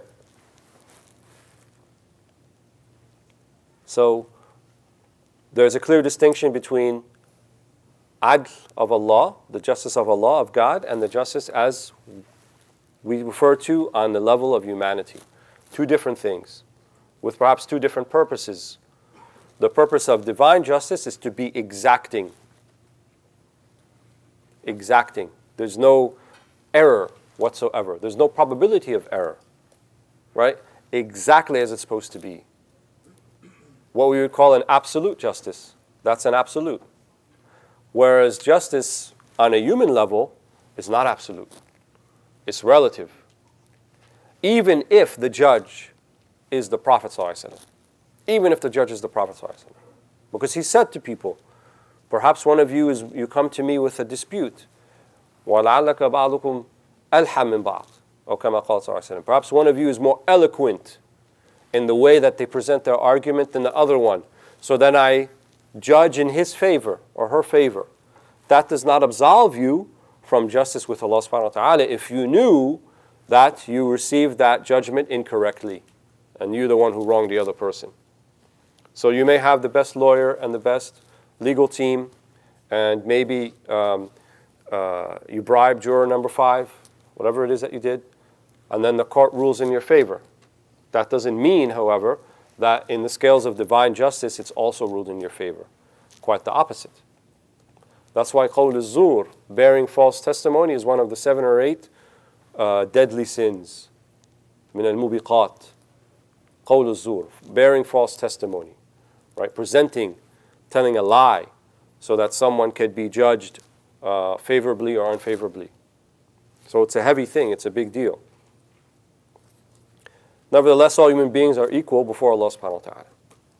Right? Equal in the sense that they will be judged accordingly to their particular circumstance and their situation. That means equal in a sense, not a uniformity. Not a uniformity. Would Allah judge us like He would judge the people who lived during the time of the Prophet ﷺ or the Sahaba, the companions? It's quite one thing to be living and touching and shaking hands and looking at the Prophet ﷺ and living in his lifetime, versus people who are living 30, 31 generations later, removed from that. That's why when the Prophet ﷺ, he said to the Sahaba, "Ishtaqtu ila ikhwani," I have longed for my brothers. They said, "Are we not your brothers, Ya Rasulullah? Lasna ikhwanak." قال لا بل أنتم أصحابي. You are my companions. My brothers come after me, and they have no one to help them, and they haven't seen me, to the degree that one of their deeds is like 50 of yours. And the companions are like 50 of ours, or 50 of theirs, or 50 of ours. He reiterated, no, 50 of yours. So one deed of someone today is like 50 deeds of one of the companions. Why is it heavier in the scale? Because we don't have the same opportunities. We don't have the same access. We don't have the same ability to access the Prophet ﷺ in the way that they accessed him. So to judge us in the same way would be unjust. But then to judge everyone according to their particular situation, then that's the meaning of divine justice. So it's not a uniformity, right? It's going to be based upon, well, what's your particular circumstance in life? That's why people who never received the da'wah, people who never learned about Islam, or people who got a distorted idea of what it actually is and got pushed away from it based upon that distorted thing, will they be judged in the same way as someone who did receive and someone who believed but nevertheless chose to ignore? They can't be judged the same way. They'll be judged differently. So there is this idea of hierarchy or mufadala, tafdeel. All societies have them. Whether they decide to admit them and acknowledge them or they don't admit them or acknowledge them. What the Prophet ﷺ did, though, was he instituted a new type of hierarchy, a new type of tafdeel. Prior to him, ﷺ, people were in this hierarchy based upon their tribe, based upon their lineage, based upon the amount of wealth and influence that they can have. And this established societal hierarchies. The Prophet ﷺ came and chipped away at that piece by piece. So he looked at tribal hierarchies, and he chipped away at that. Right? That's why he said there's no preference for an Arab over a non-Arab, or a red over a white, or a white over a red, illa bi taqwallah, except by a new type of hierarchy. So based upon what you choose to do, not what your circumstances presented you with. Right? He took some of the people who were the most destitute and disenfranchised, and he raised them. Bilal was a former slave, but he raised him. He became the mu'adhin. He became one of the prominent members of Medina. He was sometimes put in charge of Al-Medina when the Prophet ﷺ would leave. So this is elevation. In the society prior to that, that would have been unheard of, would have been unrealistic. One of the last things he did before he passed ﷺ, he put Usama ibn Zayd in charge of the army. He was 17 or 18. That would have been unheard of. So even, the mufadala or the hierarchy based upon age he did away with. It wasn't so much about age anymore. It was based about who you are, what you choose to do, your suitability. So he really instituted a meritocracy. Everything was now become based upon merit, not based upon your formal societal position. But there was still nevertheless a type of hierarchy. And the Quran establishes there's a hierarchy. تِلْكَ الرُّسُلُ فَضَّلْنَا بَعْضَهُمْ عَلَى بَعْضٍ. Some of these messengers we have preferred, we have placed higher in the hierarchy than others. مِنْهُمْ مَنْ كَلَّمَ اللَّهُ. Some of them, Allah spoke to them, Musa alayhi salam. That puts him higher in the hierarchy. The Prophet ﷺ is the highest in that hierarchy. Right? Allah designated him this way. Again, based upon merit, not based upon anything else. So, while there's a new type of hierarchy, the justice then that is applied in these societies by nature is approximate and therefore imperfect. It cannot be perfect. You will never have perfect justice in this life. That's why I said earlier, justice has to be tempered by mercy. Because it contains both absolute and circumstantial aspects. One of the mantras of judges that you read in some of the manuals of fiqh, they say that it's better for 1,000 guilty people to go free than one innocent person to be condemned. They prefer to err on the side of caution, which in other words means that there's a certain amount of injustice that will go unanswered for. But they thought that the greater injustice was condemning someone who is not condemnable, someone who is innocent. That too is an injustice. So what they're really saying is, don't commit an injustice in your pursuit of justice. Right? So that's why there's no vigilantism. You don't take the justice into your own hands. Why? Because it's going to be not just approximate or imperfect, it may be wrong. Right? Because you are not an impartial person in the situation. The Quran has certain rules. It tells us, يَا أَيُّهَا الَّذِينَ آمَنُوا إِنْ جَاءَكُمْ فَاسِقٌ بِنَبَإٍ فَتَبَيَّنُوا أَن تُصِيبُوا قَوْمًا بِجَهَالَةٍ فَتُصْبِحُوا عَلَى مَا فَعَلْتُمْ نَادِمِينَ. Don't, if a khabar or something of someone reports something to you, fasiq, in other words, not a trustworthy source or an unknown source. فَتَبَيَّنُوا, right? And another qira'ah, فَتَثَبَّتُوا. فَتَبَيَّنُوا means try to ascertain what they're actually telling you. فَتَثَبَّتُوا means make sure that it's true what they're telling you. So what we referred to earlier, this paradigm of thubut and dilala. Right? Ascertain the veracity of the thing being said. Did that person actually say it? Number one. Or did it actually happen? And do you properly understand what was said and what happened?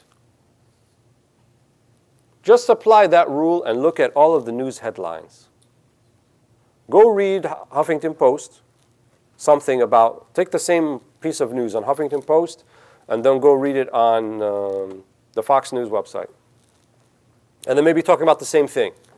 But compare the headlines of the two, right? And then compare the content and look to what actually was said. Go watch the video. What was the thing that was actually said?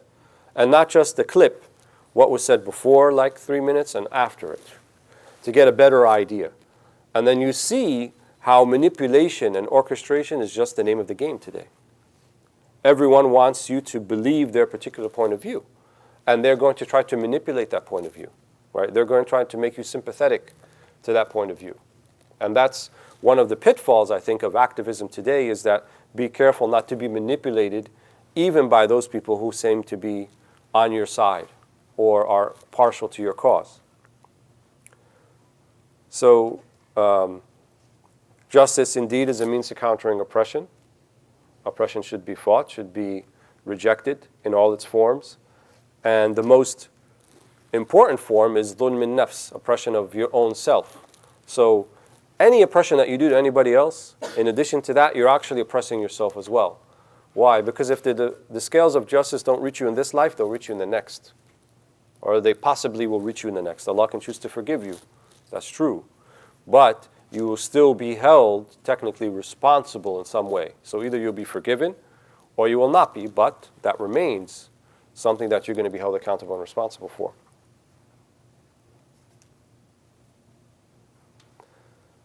Also, if we talk about distributive justice from an Islamic paradigm, it's based upon an equitable distribution of rights and responsibilities, rather than a strict uniformity.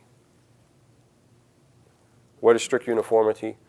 Everybody does exactly the same thing, regardless of their abilities, their aptitudes, their position in life, doesn't matter. Everybody exactly uniform. And this type of strict uniformity, we would argue, would be unjust if applied in that way. Should children be treated the same way as adults? Should one talk to their children the same way they talk to their parents? Because if we were to take that to its logical conclusion, then we'd have to treat everyone exactly the same as everybody else. But the way that one deals with their children, there's a different responsibility into place. The way you deal with your children is that you actually have the responsibility of raising them, right? Of teaching them, of instilling in them good character. Do you have that same responsibility towards your parents? You do not. So you wouldn't talk to them in the same way. Then what is the responsibility towards your adult parents and you're an adult? It's to make sure you do them no harm, number one, and that you don't intentionally do something to upset them. But are you going to necessarily be held accountable for correcting all of their misbehaviors or the mistakes that they do? Not necessarily. Can you address them? Yes. Would you address them in the same way that you address with your kids? Absolutely not.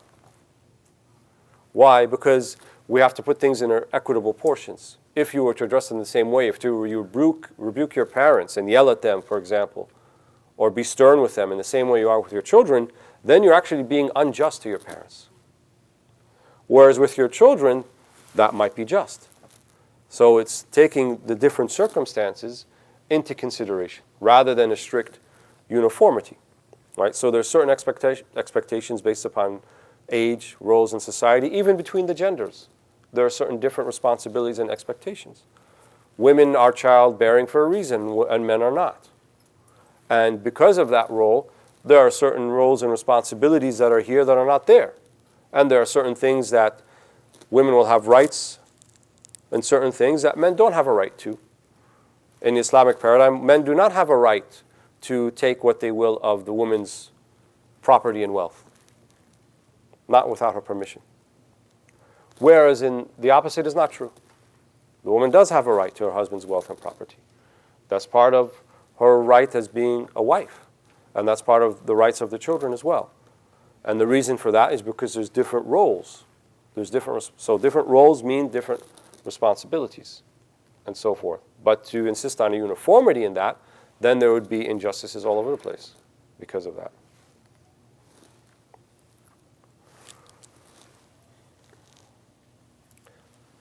So one of the things that they talk about that you can find a parallel for social justice in the Islamic tradition is this idea of al-amr bil ma'ruf wa nahy anil munkar, enjoining good and righting wrongs, right? Which is kind of the way by which if we see an injustice or a harm, then number one, is there an obligation to do something about it?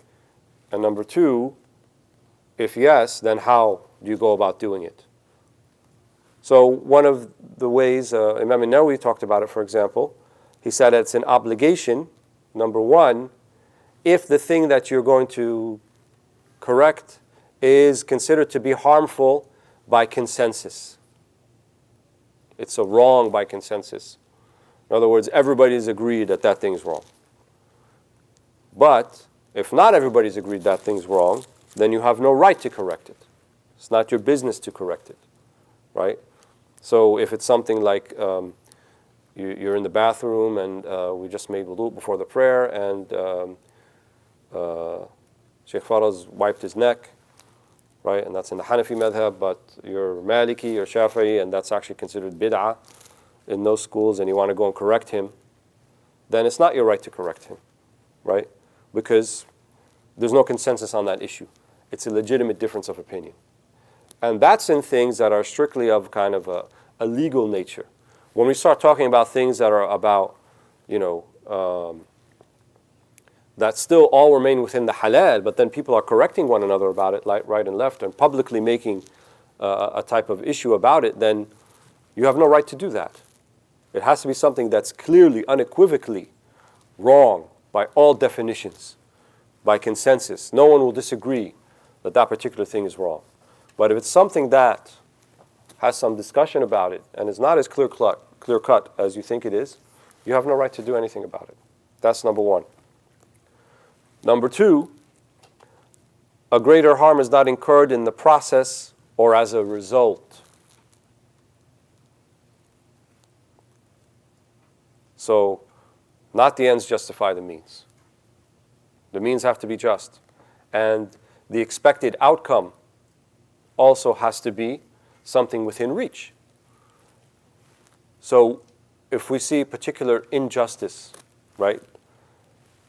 If we think that it's going to lead to a greater injustice, to a greater harm, even to yourself, right? The harm may come to yourself, like losing your life, or someone else's life, or being harmed in a way, then that has to be taken into consideration. Yes, there are certain circumstances when even losing your life, someone is attacking you, and what, you just take it or you defend yourself? No, you defend yourself, right? When the other option is not an option, then you defend yourself, even though you may lose your life in the process. Or the life of somebody else is being threatened, right? You have the option of getting involved, right? Even though it may not necessarily be a wajib, obligatory. Here we're talking about what's obligatory.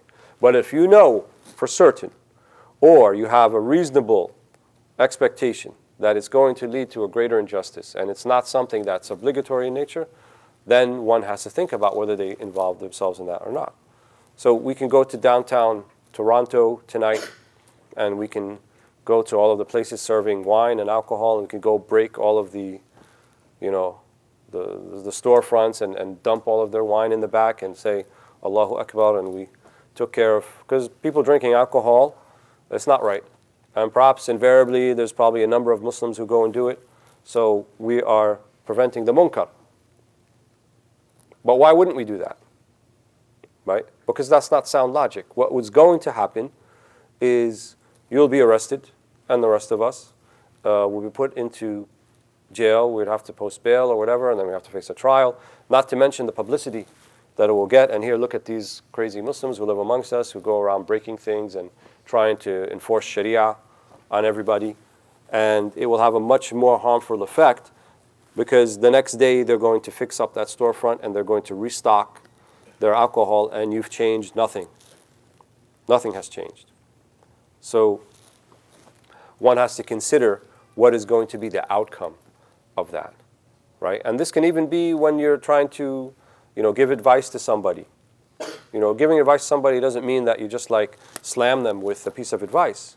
You have to consider how will they react, right? And what is the best way that I can present it so that they actually can take the advice, they can heed the advice, not so I can say, oh, I told them, but, they didn't listen. When you really didn't care too much that they listened to begin with, you want to just say, I told them.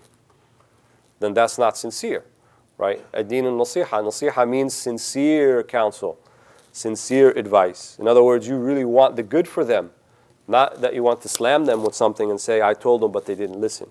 It's two different things. So Al-Ghazali went further than in Nawawi, and in Ihya, he says there's actually 5 degrees in his style. He usually does that, talks about 3 or 4 or 5 ways or degrees of going about to correct an injustice.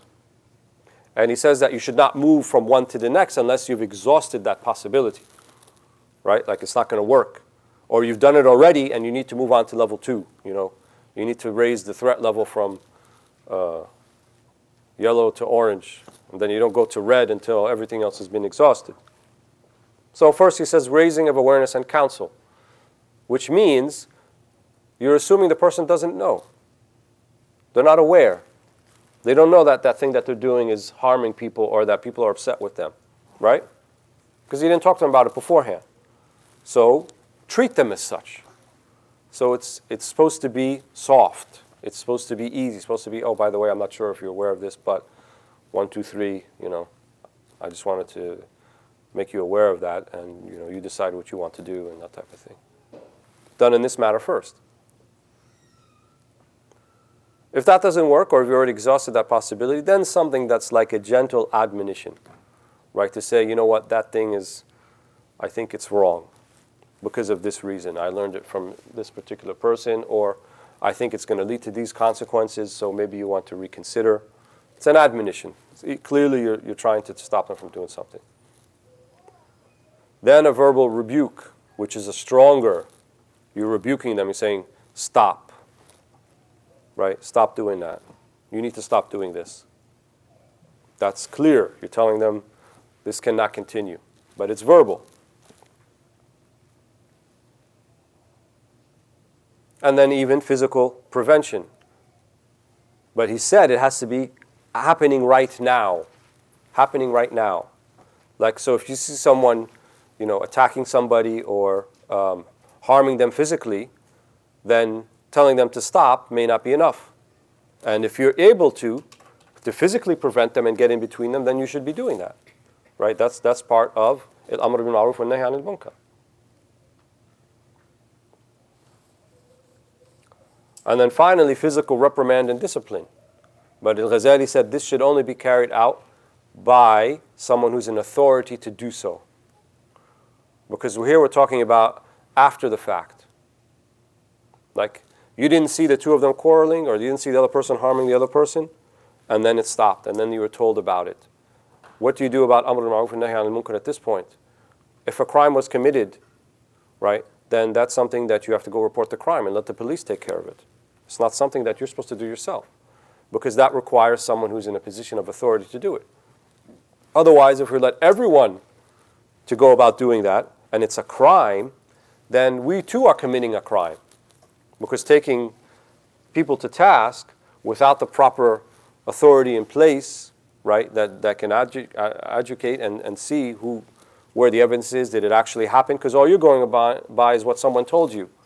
So what someone told you, what you heard, is subject to validation and subject to evaluation. That's why you need a state authority to handle that. You don't do that yourself. So then all you do is report the crime, rather than taking the law into your own hands.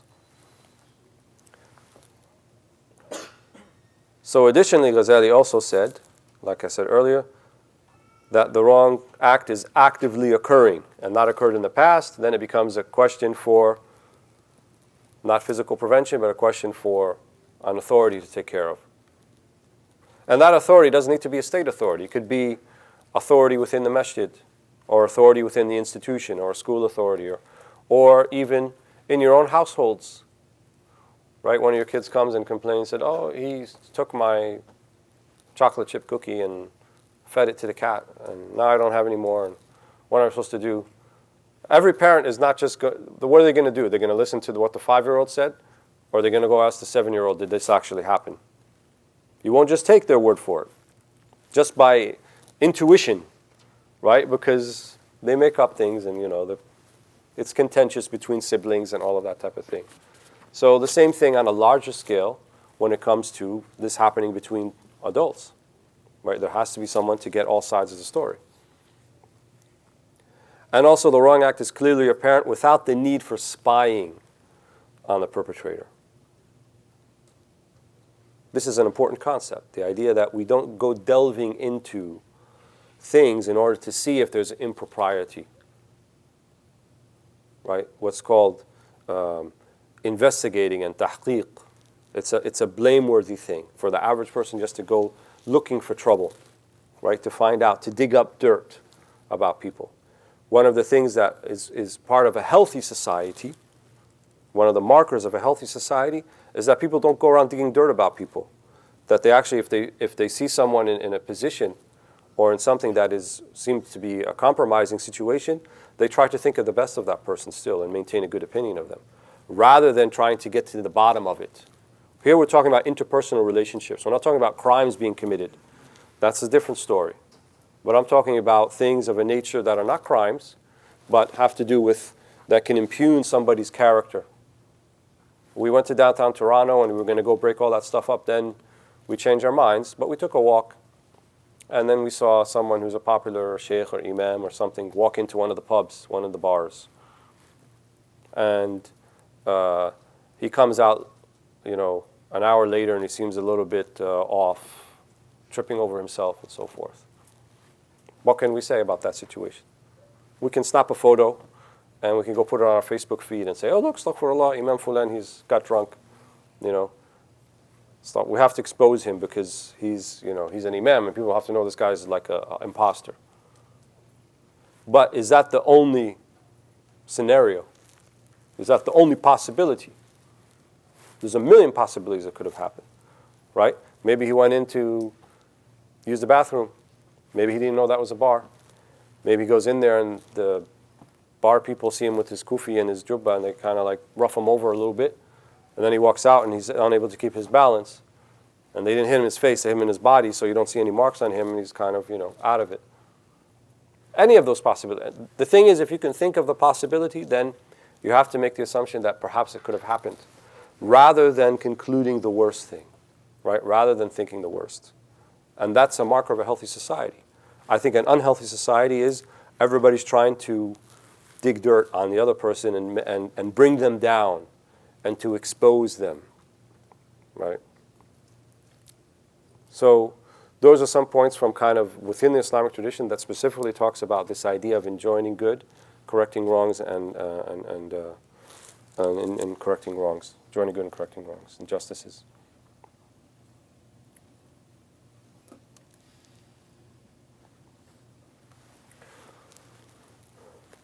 So this we talked about earlier. I'm not going to spend a lot of time on it. This idea of uniformity and equality. They're not the same. So equity, or let's say equality, means that everyone gets their just due. And in Arabic language, the way that adl is defined is it means to put things in their proper place. And then injustice or oppression is defined as not putting things in their proper place, putting things in the wrong place. So, you know, should just anybody be the teacher, or should just anybody be the pilot of the plane? Should anyone be the surgeon or the doctor? Should that be subject to an election and people voting about it? Or is it based upon people fulfilling a certain number of knowledge criteria, of skills criteria, and then they can be a pilot, or they can be a surgeon, or they could be a teacher? So that's not something that's subject to the idea of uniformity. You need to avail yourself of certain skills and set of knowledge criteria in order to be that thing. And it's not just about you wanting it, right? Or you self-identifying as it. And a lot of the things in the deen are like this. This is one of the problems, I think, with our current religious discourse is everyone feels emboldened to just say anything that they want and make proclamations about what Islam says, what Islam doesn't say, how to define Islam. And that needs, it's like being a surgeon. It's like being someone who's, you know, you want to be a pathologist, then you have to learn it. You can't just say, well, I think cancer cells propagate in this way and this treatment and this and that. And you have no idea what you're talking about. And then people accept that because you have 1 million Facebook followers. And so you must be legitimate. And this is what's happening in our communities, right? It means you have to go through a certain number of criteria. You have to be credentialed and qualified to say what this ayah means or what this hadith means or what the ruling is on this particular thing. And if you don't have those qualifications and credentials, then you really have no right. It would be dhulm. It's an injustice for you to speak about it to the people who are listening to you and to yourself. You're being unjust to yourself as well. So equality means putting everything in its proper place.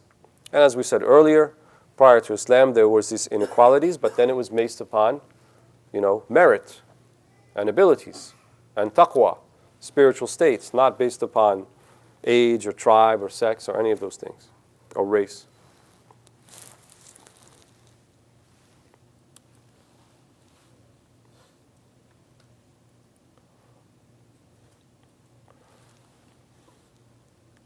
So we talked about that. I'm just going to skip this one in interest of time.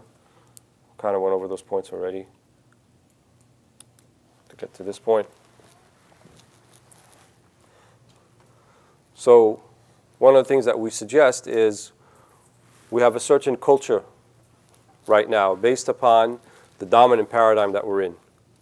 And I would call it, I didn't call it this, but others have called it the call-out culture or the gotcha culture, right? Which means that any perceived mistake somebody makes, especially if they're in a position of influence and prominence, they must be called out on it. They must be exposed. They must be named and shamed, right? They must be put on blast. These are all the words that are being used, right, when these type of things are perceived, right? And it could be even, you know, the person in Costco who saw you in a hijab and muffled something under their breath. And then you take a picture of them, and then you put them out on Facebook and say, look at this racist person, right? And we didn't even look at them as a person. We looked at them as a racist. We didn't think about, well, maybe they just came back from the hospital where their mother is dying of brain cancer and they're clearly upset. And then you come to Costco and they muffled something under their breath about you, perhaps. But we didn't look at them as a person. We kind of categorized them and compartmentalized them as this particular thing. We may not even heard what they said under their breath, but we are in a heightened sense of sensitivity, and so we assume, oh, she must have said something about my hijab, or something about me being Muslim, snap, and then we put it on blast, right, and make sure that even if they went into a little tirade and talked about immigrants and foreigners and this and that, let's say that's a mistake. Does that warrant us, though, to expose them and that particular mistake to the whole world, to everybody? They should see that. And then what would be the point of that exposure? What harm are we repelling and what good are we bringing about? Because we said our paradigm, as we said earlier, is based upon avoiding and rejection of harm and bringing about the good. So where is it in that particular scenario? So what we're saying is, instead of this call-out culture, let's go back to our Islamic paradigm, which I would say is based upon nasiha and ri'ayah. So the hadith of the Prophet ﷺ, الدين النصيحة كنا لمن كنا لله ولرسوله ولكتابه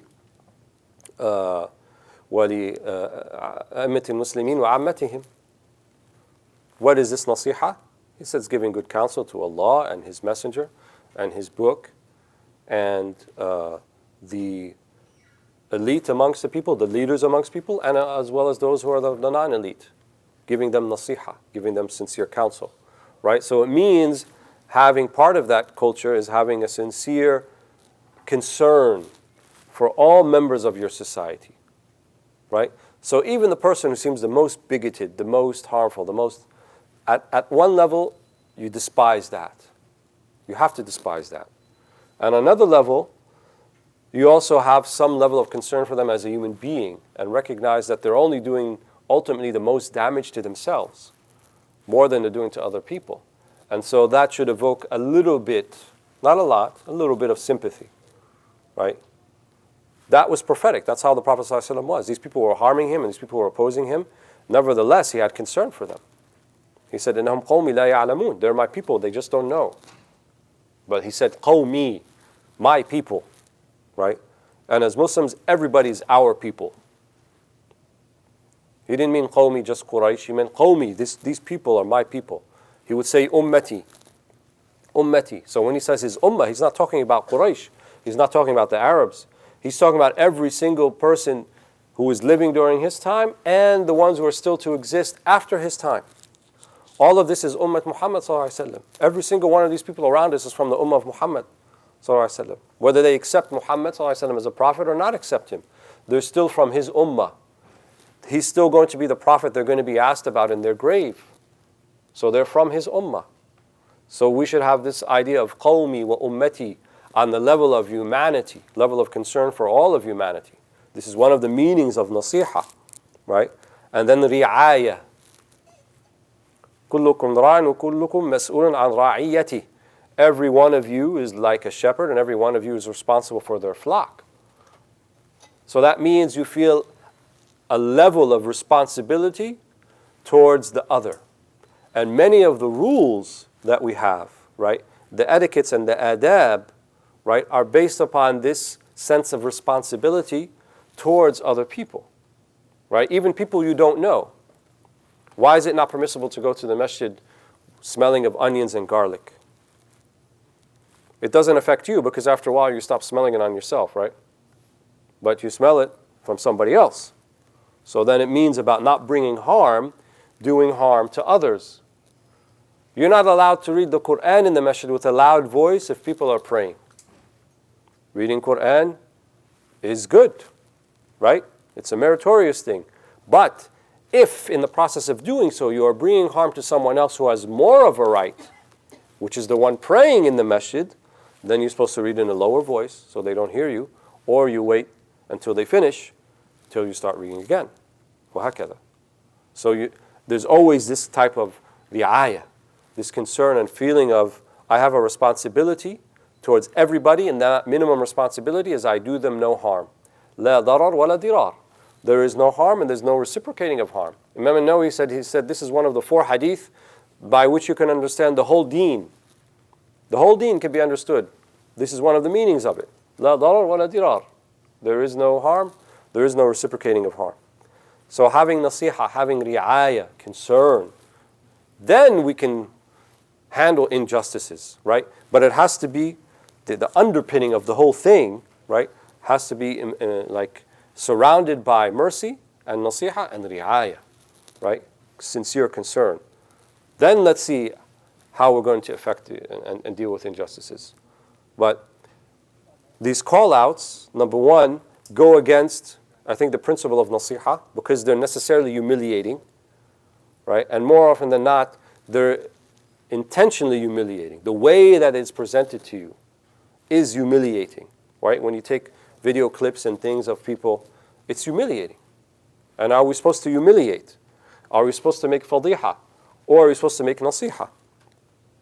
And then, is it part of our paradigm that humiliation in of itself an acceptable or tolerable outcome? Let's say we correct somebody, but at the same time you humiliate them. Is that acceptable or tolerable or not? That's an open question, right? You may think you righted the injustice, but in the process, you may have humiliated not just one person, maybe a group of people. Because there's also the family members of that person too, right? What did they do? What's their sin?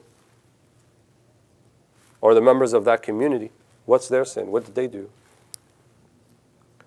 And I would say, based upon experience, more often than not, it's fueled by ego-driven personal agendas, right? Everyone is trying to get the upper hand on the other and humiliate the other. And then most importantly, as we said earlier, part of this, I think, culture we want to engender within ourselves, issues of grievance after the fact, after they've happened, must be adjudicated by the legal system or mutually agreed arbitration. It's not supposed to be tried in the court of public opinion, especially social media and those places where it's necessarily very public and very humiliating, and without considering all of the aspects of the story, right? And as I said, oftentimes it's driven by ego because it confirms what certain people with agendas have about another group, what they call confirmation bias. So like you already believed all those bad things about them, and then this thing came up, khalas. You readily accept it without having any type of verifying process, because it fits into your narrative, fits into your worldview. Whereas something that you're presented with doesn't fit in your worldview, then you reject it immediately. No, that can't be true. Why that can't be true? Well, because they don't do that. Are you sure? Did you evaluate? Did you, apply the criteria that you should have applied when you accepted that same thing from the group you don't like? But now because it's someone on your team, you reject it. And that's what happens, right? Just look at political parties and look at anyone who's on different sides of conservative, liberal, Republican, Democrat, or any of that things. You see that. The same exact things will be accepted coming from their group and rejected coming from another group, and vice versa. That's not justice, right? Justice is supposed to be impartial. Just supposed to be if the deed fits wherever it comes from, right? The Quran tells us, كونوا قوانين بالقسط وشهداء لله ولو على أنفسكم والوالدين والأقربين, right? Uphold قوامين بالقسط, uphold justice, even against yourselves, ولو على أنفسكم, or your parents, or your relatives. That's what justice is. The Prophet ﷺ said, لو سرقت فاطمة لقطعت يدها. صلى الله عليه وسلم. Even if Fatima was to steal something, I would cut her hand off. So not based upon what team that you belong to, and if it supports your particular agenda or not. So we're going to stop here, inshallah, to leave time for questions. As I said earlier, the idea about this was to raise some of the issues. I don't have all of the answers for specific situations or even some of them, but kind of raise, I think, as I said earlier, some of the principles and concepts maybe we can try to invoke when we go about doing what is very important work, obviously, to correct injustice, but we should also be faithful to our deen if that's what we're trying to do as well, inshallah.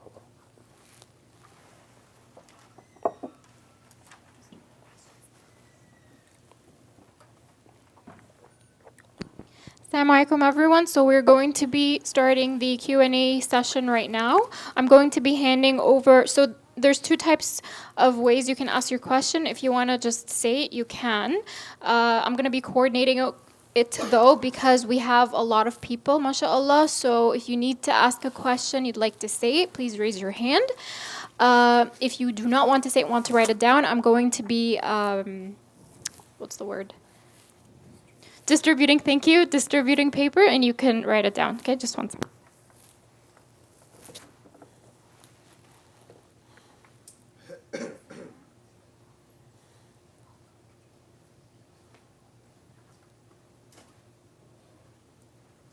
I think there's a question. Yes, please go ahead. Bismillahirrahmanirrahim. Can you hear me okay? First time for me here, mashallah. Very nice forum, very nice place. Seems to be a very good organized effort. All the best, inshallah. I have comments actually, not necessarily questions. I have comments. I can make them 2 or 3. How long do I have? Okay, if it's a comment, can you hold on till the end then to make sure that people's questions are answered, and then I'll make sure that we come to you, if you don't mind. Jazakallah khair. Any actual questions here? Yes. Thanks, Shaykh, for for the last point. Let's say we exhausted the legal and arbitration, and it doesn't work. What would be the next steps?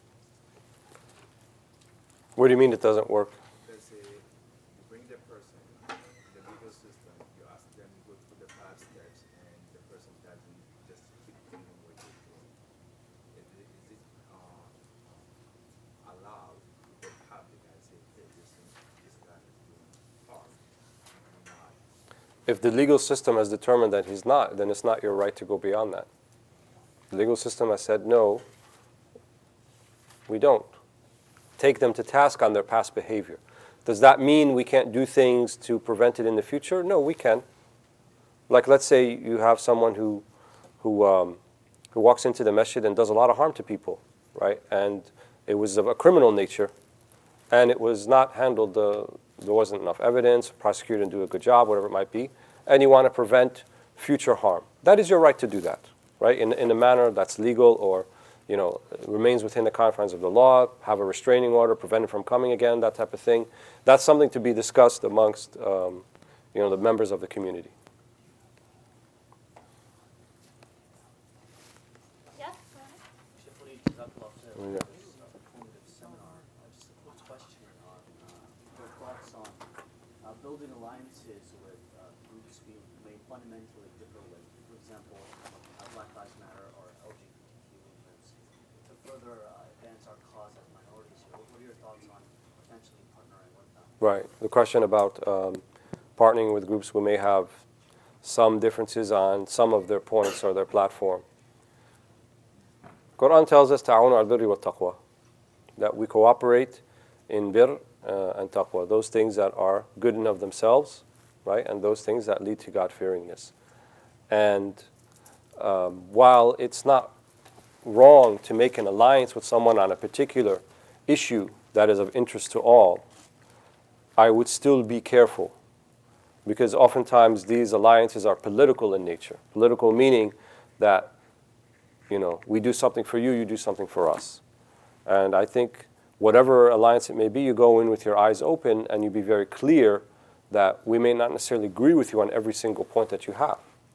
We may agree on points 1, 3, and 7, and we're willing to, campaign together or do things together on those particular points. However, that does not mean that we're with you on every single aspect that you do. So, if the Catholic diocese comes to you and they want to talk about the idea of, religion in general having I think there's this law in Canada now that they're going to remove this idea of sacred space and just call it private space or something like that. Wes? Canadians? Low? And Mohim, this is what someone told me. So if it's something of that nature and you want to keep this idea of sacred space, right, within the Canadian legal system, and the Catholic diocese and the Jewish synagogue come to you, that's something obviously that's of mutual interest, right, to campaign with. Does that mean that we approve of their theology and the way they look at God and Son of God? Obviously not, right? And it should be clear. Obviously, they would know we don't agree with them on those things. But we also have to make it clear to other groups who may not have an idea of where we stand on those issues. This is where we stand. And so if you get involved with us, then this is how we're going to be standing on these particular issues. So it's okay to have these type of alliances on issues of mutual concern. But I would be careful because they're often political in nature. Yes? Are there historically any Muslim groups that we can look towards who lived as a minority, as a weak minority in non-Muslim majority places and yet thrived, that we can look to for inspiration and see how they handle some of these issues? Muslims, I would say, most of our history, we've lived as minorities. These countries didn't become majorities until centuries later. Egypt didn't become majority Muslim at least for 4 centuries. And the same thing for most of North Africa. And it took several decades of the Arabian Peninsula too. So I think we've always lived like that, right, for the most part. And the examples that we find in those places, definitely look at the Malay archipelago of Indonesia and Malaysia and parts of Thailand. Look at East Africa, including Mozambique and Kenya and Somalia and Tanzania. You find that all of these places became majority Muslim, and there was not a single Muslim army that went into those places at all. It was all via cooperation and da'wah, right? And so one of the things I think that if we had to pick some attributes of what they did is they had real, general, sincere concern for the places that they lived, and they became a fabric of that society. They became a part of that society. They didn't live in isolation. How could they have lived in isolation? All these people then would have accepted Islam. You just can't imagine it. And you bring up a point that I didn't mention, which is our primary objective is that we want to bring the light of hidayah to people. End of the day. Right? Not that we convert them, but that we make sure that they know about what this is and let them make the decision on their own. And so I would not want anything getting in the way of that. So some type of temporary alliance or something that's for a short-term fulfillment of a cause that may be of some interest to us as a community, but it harms the da'wah, why would we do that? Right? And I think, we should be more accommodating in a sense to people's sensitivities. We often ask people to accommodate us, right? We want them to make sure that we have halal food everywhere and in our hospitals and in our schools and places to pray, and we demand these things and we say it's part of the Constitution and so forth, which is all true. But where's our accommodating others and their sensitivities? right? We have a lot of leeway, we have a lot of flexibility in the way we do things. We don't have to isolate ourselves in the way that we carry ourselves, the way that we dress, the way that we interact. Most definitely, I think for this light of Hidayah to come about, it's not going to be just by you setting up a dawah table in downtown Toronto and giving them a pamphlet. It's only one of many ways, right? And for certain segments of society, that may not even be the most effective way. They need to know us. They need to interact with us. They need to see us. They need to be invited into our house. They need to see what goes on in places like this and in the masjid and so forth. And to me, that's the goal. That's number one. And so we shouldn't get sidestepped of that in the pursuit of getting, sort of our piece of the table, or our seat at the table in terms of influence in the society. I'd rather be more influential on the grassroots level with the people than up on the higher levels of government and politics, because that's temporary. That comes and goes. But if you establish yourself in communities, right, because these communities themselves, they are not being served well by most of these political entities. And so there's a lot of work for Muslims that they can do. There's a lot of good that they can do in those places, and no one is going to stop them, right? No one's going to stop you from doing that type of work because nobody wants to do it. So whether it's Muslims who emigrated to Abyssinia, whether Muslims beginning out in Mecca, whether Muslims first beginning out in Medina, and then these other places that came to Islam, they're all models. They're archetypes that show us that I think they did it a little bit differently than the way we're going about doing it right now. Yes. Assalamu alaikum. I had a question. You spoke about Amr bil Ma'ruf Nahy anil Munkar. What would you say when it comes to the recent law, Bill 62 actually, it's a bill that is, disallowing Muslims to wear niqab in public service spaces. Like if they're traveling in a bus, they're not allowed to do that. If they're in a library, they're not allowed to do that. And you also said that we have to take precaution because it can harm, you can harm yourself, or for the bigger cause, it can give a negative effect or feedback towards Muslims. Like they getting ticketed or the government intervening, and so how do we go about that, or how do the Muslims Right. with in a way with it? So this is the bill in Quebec you're talking about, which is not a law yet, or is it a law? No, it's taking place from what I. Okay. We have to make a distinction between those things that clearly we cannot accept and things we can accept. If they made a law saying that people no longer are allowed to pray 5 prayers, we're not going to follow that law. And if it means we have to leave, we leave. If it means we have to fight, we fight. In whatever capacity we can oppose it, obviously. But in things that are not of incumbent or necessary nature, and the face veil being one of them, it's not a consensus issue amongst the ulama that a woman has to cover her face, then we should still follow that law. Does that mean we don't oppose it? No, you can oppose it. I think it has to come under review on a national level or whatever that is, or you can try to appeal to it. All of those things, Muslims should be availing themselves of. But I would also point out that I think, and this is just my opinion, the actions of some Muslims have made such things an issue to begin with, when they should have never been an issue to begin with, right? The niqab thing should have never been an issue to begin with. And I think that if we look to the objective behind modesty in dress is so that there will be no harm done to the person or to the other people around them. And when the niqab, the nature of it is, in these societies, brings about more attention, I think it brings about more harm than good, right? And that's going to be, and people are not aware, but most Muslim countries throughout history haven't really adopted the niqab. That was something that happened in certain Muslim countries, certain villages in certain Muslim countries. But overall, the past 5 centuries or so, it was not a mainstay of many Muslim countries. There wasn't. Don't be under the impression that it was always niqab in just the modern era. Not necessarily true. So I think we have to deal with these issues with a little bit of hikmah, a little bit of wisdom, and not make issues out of things, right? And not pressure the society. That's what I mean by being a little bit accommodating of the places that we live. I don't think we should dress like we're living in Karachi or we're living in Cairo or we're living in Riyadh.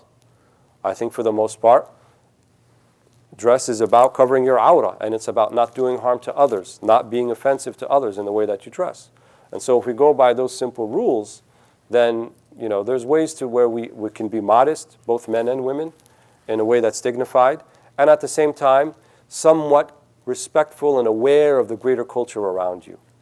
Because the impression we leave people, if we dress like we're coming from a completely different country, is like they don't want to be part of this country. They want to be isolated, they want to be on their own, and they're just coming here to reap the benefits, and that's all they want from here. Whether that's justified or not, but these are the things that will go in their head when they see such things. So I don't think it's wrong for us to be aware of that, and for us, in as much as the Sharia allows us and the Islamic teachings allow us to accommodate that to some degree, I don't believe there's anything wrong with that. And I think that that would be the prophetic way to go. I know there's people out there who disagree with me and they think, no, this has to be. They can disagree. It's okay. But that's the way we see it. Yes.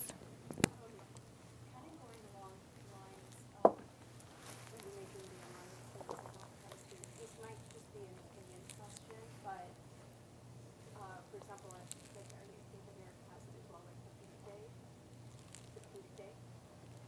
What's that? Okay, so it's a day that's recognized they say it's for anti-bullying, Mm-hmm. but then it also says because the story goes that there was a boy who he wore a pink shirt, he was bullied, he was also homosexual. So then the entire school then came and supported him for pink. Mm-hmm. So the way that it's presented is that it's a day for anti-bullying with the underlining message that you're saying no to homophobia, transphobia, and that kind of thing. Mm-hmm. So because the outward thing is still anti-bullying, and this is done across the schools, like all public schools. Right. So, as a visible Muslim, if you were to wear pink that day with the intention that you do stand for anti-bullying, and that you do, you will not allow, any student to be bullied, and that's your intention. But if the perception is that, oh look, visible Muslims are also cool with this, I'm just wondering how to kind of navigate that kind of, like, is it, because I heard you mention that you should make clear what you are, but should we make it clear? Like, no, it's a little bit, like, do we have to take into account how someone might perceive that action? Or is it sufficient that we've had already with Allah subhanahu wa ta'ala that my niyyah is, yes, I do stand for, anti-bullying and whatever someone interprets it as. It's a good question. Keep in mind also that we don't think that people who identify as homosexual should be bullied either. That's besides that we don't believe in dehumanizing them. We don't believe in otherizing them and that they're somehow not supposed to be part of society, or that even that we wouldn't let them inside our institutions and our masajid. I don't agree with any of that. So keep that point on the one hand. On the other hand, we have to be careful not to be being used as pawns and manipulated in certain political jockeying. That's why we have to approach these situations with wisdom. And if we determine that there's no going to be really repercussions for participating in something like that, other than it will be viewed as against bullying, that's one thing. But if it's going to be also interpreted somehow that Muslims legitimize people who engage in homosexual acts, which probably is not the case, but let's just say for argument's sake, then we have to give consideration to that too. Well, the other part of it is that I'm in a public school. This may be more particular, but I guess it's like across the GPA now. There's a huge number of Muslims in the public school. But now again, when I have lots of Muslim students, and then as a visible Muslim also, so again, just having that perception from your students as well, that this is my Muslim teacher also. I think we need to educate, we need to explain, and don't let just people guess why you're doing something and say, this is why I did this, 1, 2, 3, and sometimes if it's such a situation that's of a minimal impact, then we have to consider that too. Well, it's not that such a big a deal if I don't wear the pink shirt. No one's going to say anything. Or it's really seen as part of solidarity with the school, and if I don't wear this, then it's going to be a big impact on my teaching and my career and all that type of thing. Only you can determine that, right? And you feel comfortable with the choice you make. But these are just what I would say the things to consider at the time. So I don't believe there's a clear-cut do or don't do, right or wrong, but you have to consider all of the pertaining factors. Any other questions? Okay, so some people actually wrote their questions, so let's just give those people a chance. And are there any written questions from the brother's side? No? Okay. The questioner is asking, what's the Islamic stance on civil disobedience when you want to protest laws made by the state/government? One, I would say there is no Islamic stance. In other words, where I can tell you Islam says this. I'm very weary of saying anything like that. This is whatever answer I give you based upon my particular understanding of it. And that means someone else can disagree. So we have to get out of this culture of what's the Islamic stance on things. I can give you my point of view, and I can tell you why, and then you can accept it or you reject it. It's not one of those issues I think we're going to have like, consensus, like it's, Maghrib prayer has to be 3 rak'ahs, and anyone says otherwise don't know what he's talking about. It's not like that type of issue. So, on the one hand, if we agree to live and be part of societies, then we should also, implicit in that is to abide by the law. That's number one. Number two, however, there may be situations that arise when some action may need to be taken whose benefit may outweigh the harm done by violating a particular law. So we have to take those things in consideration. Every one of us breaks the law every day when we go drive. So don't tell me that you drive the speed limit and you always stay right on the speed limit, right? Certain laws are different than other laws and things like that. However, I think we have to evaluate the complete situation, look at what will this do to further and bring about the change. Am I just doing it because everybody else is doing it, right? And civil disobedience doesn't always have to mean you're breaking the law, right? It just means you're drawing attention to the particular cause you're supporting, and you're making people aware in a way that otherwise they may not have become aware, right? So, especially laws that are clearly unjust. Laws can be unjust, right?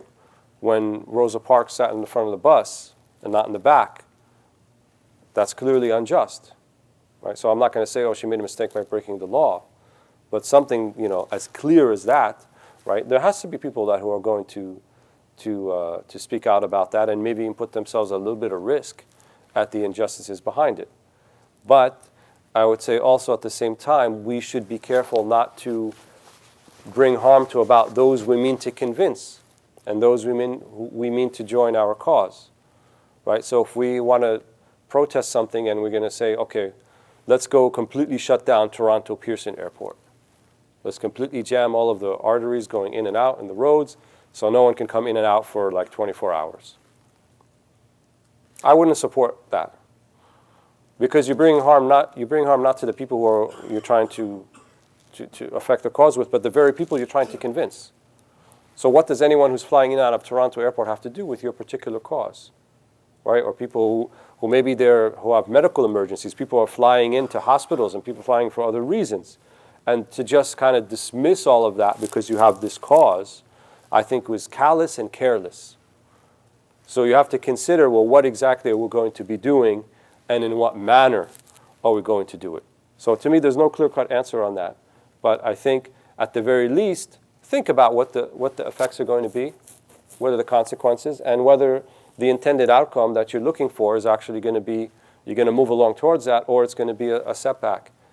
Or are you being pressured into it because you form an alliance with certain groups and they're pressuring you to do it with them, right? No one should pressure us into doing anything. We don't لا طاعة في معصية الخالق. There's no following someone who's in a clear sin or contravenes our principles. And so, again, I go back to the da'wah. We need to show people the light of the hidayah. And that will be very difficult to do if we're doing things that will make people dislike us or even despise us, even though we may think at the time it's a just cause. So, take the Prophet ﷺ, for example. In the Meccan period, many, many injustices. Too many to enumerate, including murder. What did the Prophet ﷺ say to them? He said, let's all form an assassination team and we'll go take out Abu Jahl or the people responsible. He said, صَبْرًا لِأَهْلِ يَاسِرْ فَإِنَّ مَوْعِدَكُمُ الْجَنَّةِ. Patience, family of Yasir, your abode is going to be paradise. And in fact, there was no idhin, there was no permission from Allah subhanahu wa ta'ala for them to retaliate. Don't think they didn't retaliate because they were weak. No, they could have retaliated when they were in Mecca. But they didn't retaliate because Allah didn't give them the permission to retaliate. The permission to retaliate only came later when they made it to Al-Medina. But while they were in Mecca, it wasn't because of weakness. It's because they didn't have the permission. And then the question is, well, why didn't they have the permission? Why did Allah not give them permission to retaliate while they were in Mecca? And one of the reasons is that the da'wah was still in its early phases. The Prophet ﷺ didn't want it to become some sort of political civil strife issue where there's two sides fighting one another. How will that look like to the rest of the peninsula? To the people that the Prophet ﷺ looked to invite to Islam. So they were patient, right? And they suffered much. They suffered the boycott, right? Where all they can find to eat was something soft that they found on the ground. And suffer through all of those things without seeing retaliation. But look what was the result at the end. The result was the hidayah, the light of da'wah, reaching the whole entire Arabian Peninsula before the Prophet ﷺ passed. Which, if you think about it, 20 years earlier when they were still in Mecca, would have been unimaginable. Who would have thought within 2 decades, the whole Arabian Peninsula would have come to that way? But if they made it an issue of civil strife, because that was already happening in the Arabian Peninsula. Well, the Aws and Khazraj were already fighting each other before they became the Ansar. So it could have been a matter of Banu Hashim, which was a sub-tribe of the Prophet ﷺ, fighting the rest of the sub-tribes. And that may have been how it would have been seen by everybody else. And then who would have thought it's about da'wah? They would have just said, well, Banu Hashim is a prestigious sub-tribe and they lost some of their prestige and now they're trying to regain it and try and do something different. It's a local issue. It's a local matter. They're not seeing the bigger picture behind it. And it wasn't about the Prophet ﷺ, his tribe, or anything like that. It was about the da'wah. It was about the hidayah. So I think always the overriding priority that we should be thinking about is the da'wah. Even if there's some type of temporary self-interest, either on individual or a community level that's being served, don't lose sight of the da'wah. Don't say to yourselves, well, if we protest with this group and then they're going to help us in this way, and then we'll get more exposure, but then at what cost? What will people know about us? What will people think about us? What will there be impression of Islam and Muslims as a result? These are things that we should think about. I'm not saying we have all the answers and it's yes or no, but at least we should consider the questions.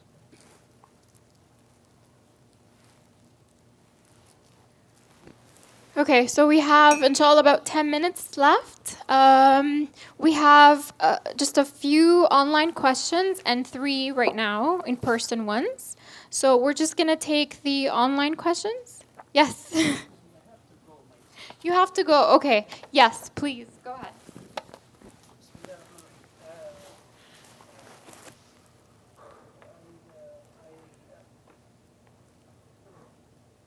I acknowledge that, alhamdulillah, you said, so I cannot pretend that you know everything. You said, I'm only giving part of what's applicable and what's needed, part of knowledge.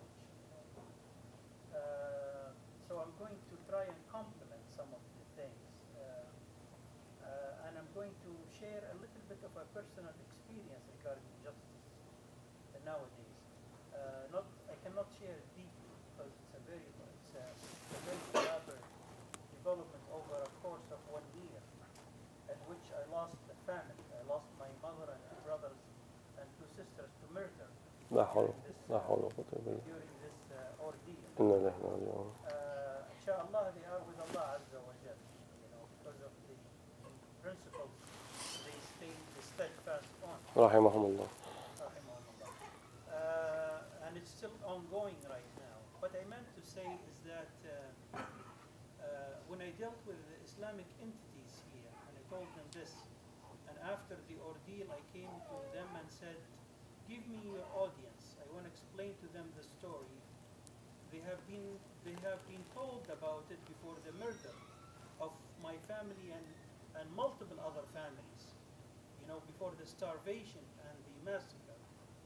And one masjid gave me the audience during the ordeal, Masjid al-Faruq. The others were so careless, so insensitive, and so unmoved by the crises as I was talking about them. So after the development and the very difficult outcome, I said, give me the audience. So I give them the outcome, and maybe next time around they will be engaged a little bit more. Maybe next time around, because I was appealing with them like 8 months before the massacre, and I said to them in a title, empathy of the Prophet sallallahu alaihi wasallam and apathy of leaders and organizations like yours. That's the title of the email. So I was very blunt about it. Empathy of Nabi sallallahu alaihi wasallam to people who are in pain and suffering, and your apathy.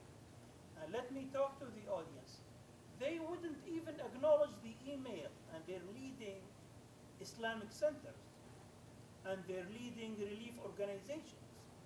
So with this kind of lack of confidence and lack of bravery and lack of intellect and lack of sense of responsibility about da'wah and protection of Muslims, and I really like the fact that you're emphasizing da'wah. With all of this lack and all of this being down and muzzled by our own lack of confidence, atrocities will continue and injustices will continue, unabated, because there are those intellectuals, wise, brave, who debate and who present arguments and who have ongoing PR to prevent these things from happening. You know what happened in Syria? You know what happened in Iraq? You know what happened in Yemen? You know what happened in Libya? They continue because the challenge to stopping them is so very poor. I'd rather invest in ongoing PR that has, say, 3 parallel channels that appear to present diverse ways of presenting justice and presenting a fair debate and presenting a good side of Islam to civilization than build a nice fancy mosque these days. I agree with you, sir. That's a great comment that you're mentioning, and I would actually ask. It's a very heartbreaking story what you just mentioned. I would actually ask the Shaykh today to make dua for your family. That's a huge ordeal that you went through, and it's a huge important comment that you're mentioning. I just want to give a chance to Dr. Walead to comment about that, as well as answer the 5 other questions that we had. But so yeah, please.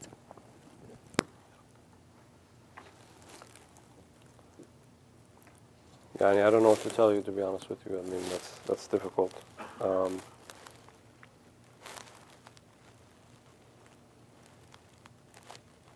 al-musta'an. A'anakum Allah. I'll just take some of these questions here. Last question here. Is the Islamic perspective / law and inheritance laws regarding 2-to-1 inheritance of male to female always applicable? This is one of the most overused, trite, boring misconceptions about inheritance law. That somehow it's always a 2-to-1, that the male will always inherit twice as much as the female. That's not actually true. Out of 60 plus scenarios, that only happens in 4 of them. And most scenarios, some scenarios, a woman actually inherits more than a male counterpart. So if a deceased leaves 2 daughters behind and no sons, they're going to get 2/3, no matter what. If it's only 1 daughter and no son, she'll get half. That means any male relatives, like a brother, like a grandfather, they're not going to get, certainly not a half if they're more than 1. And in certain scenarios, the female, if she's present, will get an inheritance, and some male counterparts will not. So inheritance is not based upon gender. It's based upon qaraba. It's based upon how close, how many generations were moved, and societal roles. So while, for example, men are expected to support families and support their wives completely without generally any assistance from the family or the wife, the same is not expected of the wife.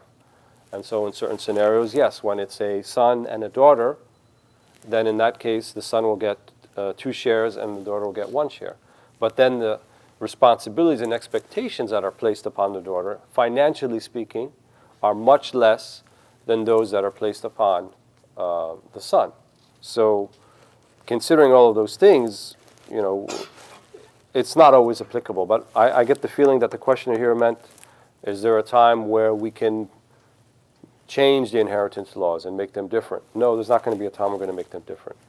When certain ahkam come in the Quran specifically, and inheritance, many of the inheritance law is mentioned specifically in Surah An-Nisa in the Quran, that gives it sort of a thabit, immutable nature.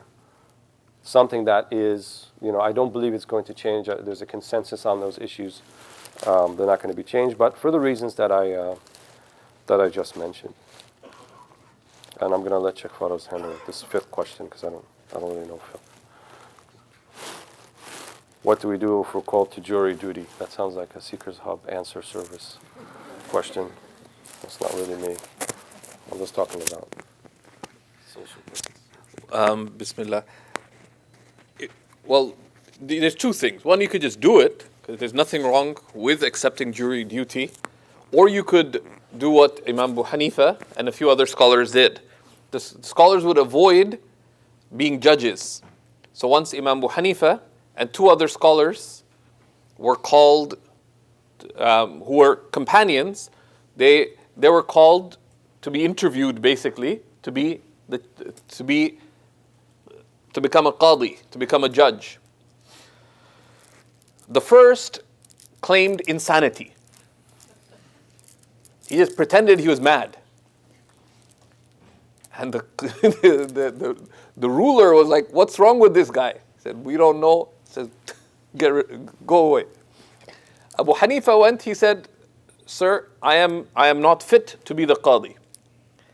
And this means that there's 2 possibilities. Either I'm being truthful in what I say, and then morally you cannot hire me as a qadi, because you cannot hire appoint an unqualified judge. Or I'm lying, and you cannot appoint a liar as a judge, because they're not trustworthy. So the ruler said, "Okay, go away." The third got confused as to what to say, and he was obviously qualified. So he became, it is said, he was appointed the qadi. And the other 2 didn't talk to him for several years because they're so disappointed in him. But jury duties, many of you, mashallah, I know are exceptionally good at not answering emails and phone calls. I'm one of the worst people at answering phone calls. There's ways you could get out of it. They'll despair of you. But in seriousness, jury duty is something that's part of your civic responsibilities. If you can fulfill it with the right intentions, etc., it's not something that you should forego, right? That's part of, and there's nothing wrong Islamically with doing so.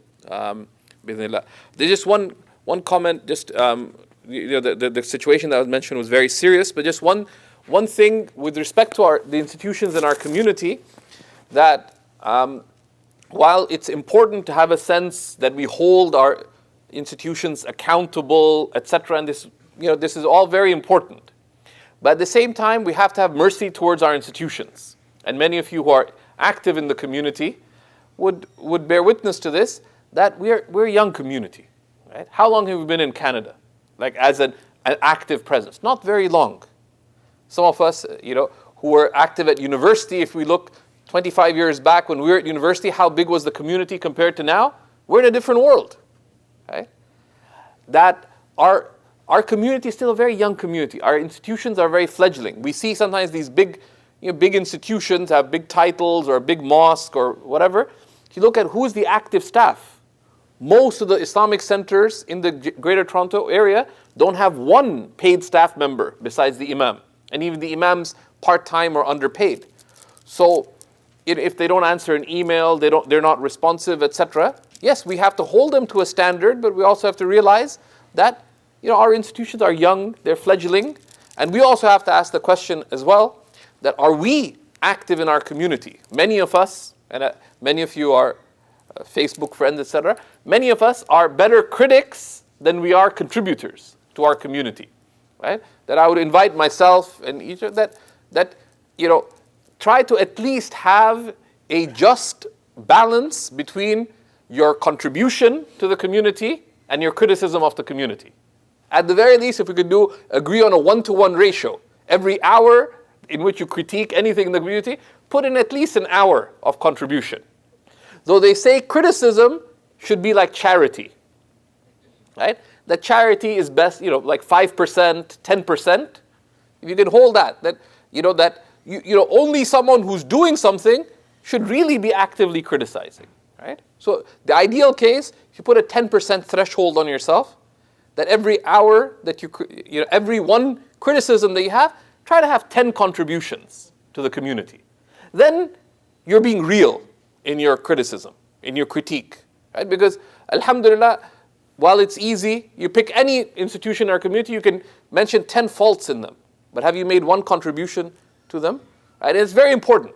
And one of the senior most scholars of the Muslim world, he came to Toronto 10 years ago, Mufti Rafi Usmani, and he made a very important point, and we should keep this in mind.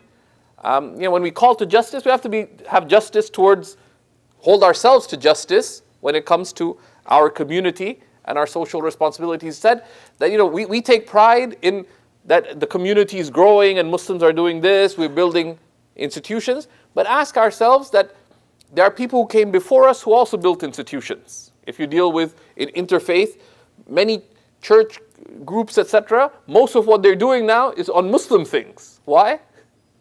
I met at one of the rare community dinners that I've ever been to, met this priest said, I spend 70% of my week on Muslim affairs. I said, why? He said, because there's not much to do in our community. like literally, even on a Sunday, I hardly get anyone coming except people already know what I'm going to talk about, right? But that's likely to happen with us as well. We really have to take that very seriously, right? And one of the things I would encourage to do, and I feel guilty because I'm largely have an online existence, is get off social media a little bit and get in the community a little more, right? And there's a lot of needs there that many of our groups will not be active in many of the things that we wish they were active in. But who's behind the scenes? Hardly anybody. So may Allah subhanahu wa ta'ala grant us that commitment to contribute. Bi-idhnillahi ta'ala.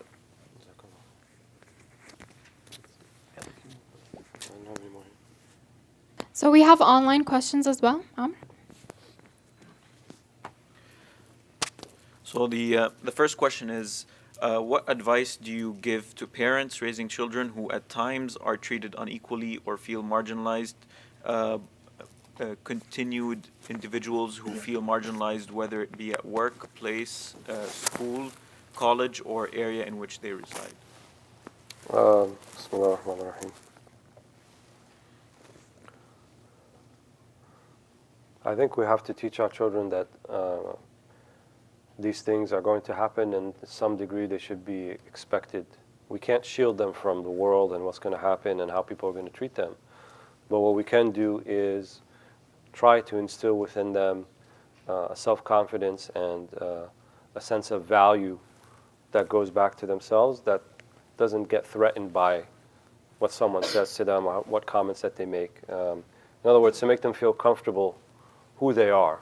And I think our children, they have a problem, they don't know who they are. They have this kind of back and forth between the masjid, if they're involved in Muslim communities, and then the school, and then home, and then they have this online presence that's a little different than all of those. And so we have all of these things tugging at our children about how they're going to identify themselves, how they're going to feel they're going to be.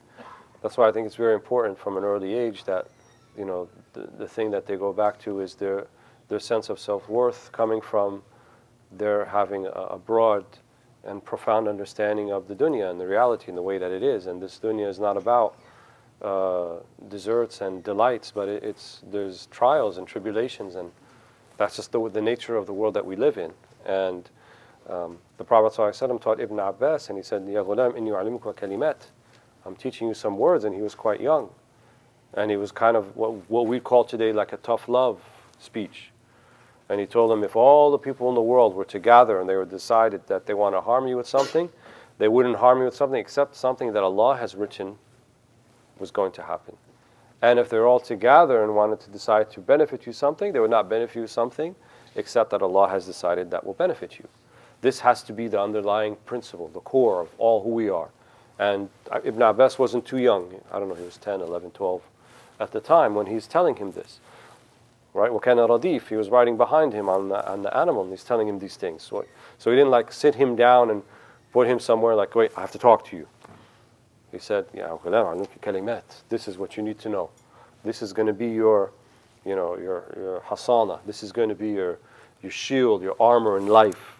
Anything that happens to you, make your mu'amala, make your relationship with Allah, not with those things affecting you.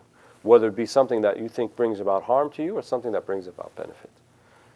This is, I think, the most important life lesson that we have to teach our children, because we can't prevent all of those things. And I think if they feel a little bit uncomfortable in greater society, especially these types of societies, maybe that's something we should expect. Why should they feel comfortable? Why would they feel comfortable if we're teaching them in the way that we're teaching them? Why would they feel comfortable with all of these things that are going on? They should feel a little bit of unease about it, I think. And I think that's completely normal.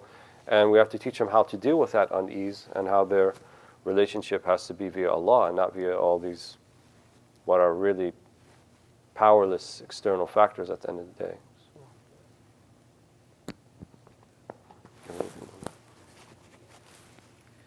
And, another online question. Question is asking, Assalamu alaikum wa rahmatullahi wa barakatuh.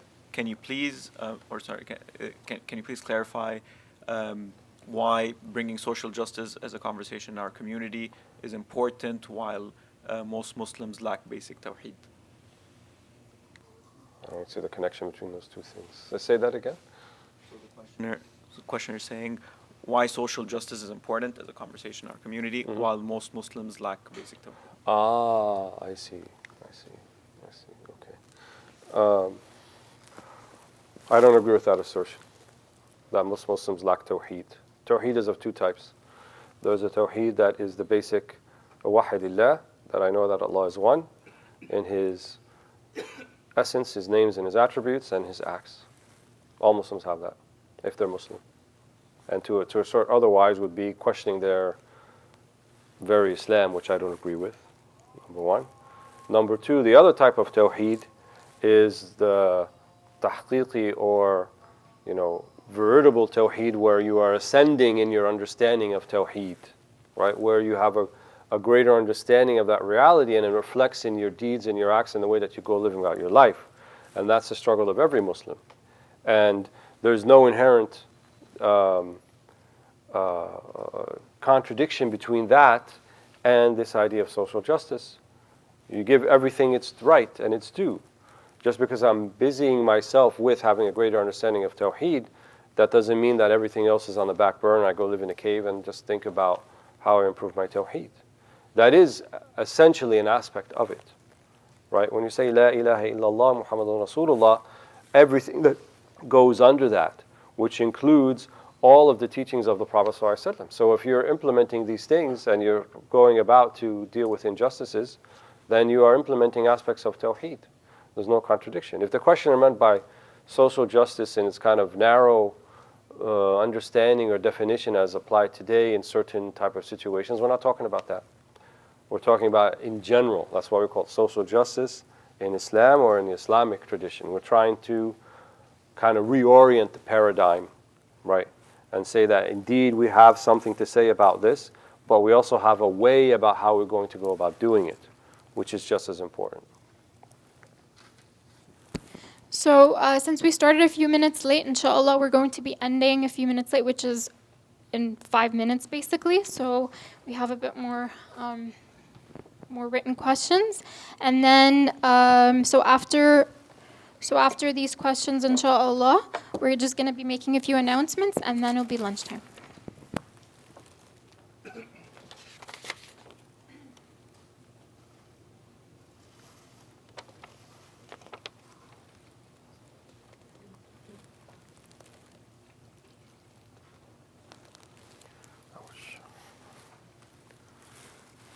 Okay, saving the difficult questions for the end. I fully understand trying to not engage in the call-out culture, except I do see in the case of sexual harassment or worse, sexual assault, that women are just keeping quiet, not going to police or other authorities. So now for Muslim dealing with abuses from male shuyukh, there is not to my knowledge a regulatory body to go to. Are we in the process of making one? If not, can you please bring this to the forefront? That's one way of dealing with it. But I think we have to also implement all of the other steps that need to be in place. And the steps that need to be in place is we need to reorient ourselves to having healthy interactions that are abiding by the precincts of the Sharia between males and females who may not be married or may not be relatives. And I think in many of these situations, or at least some of these situations, this clearly has not been observed.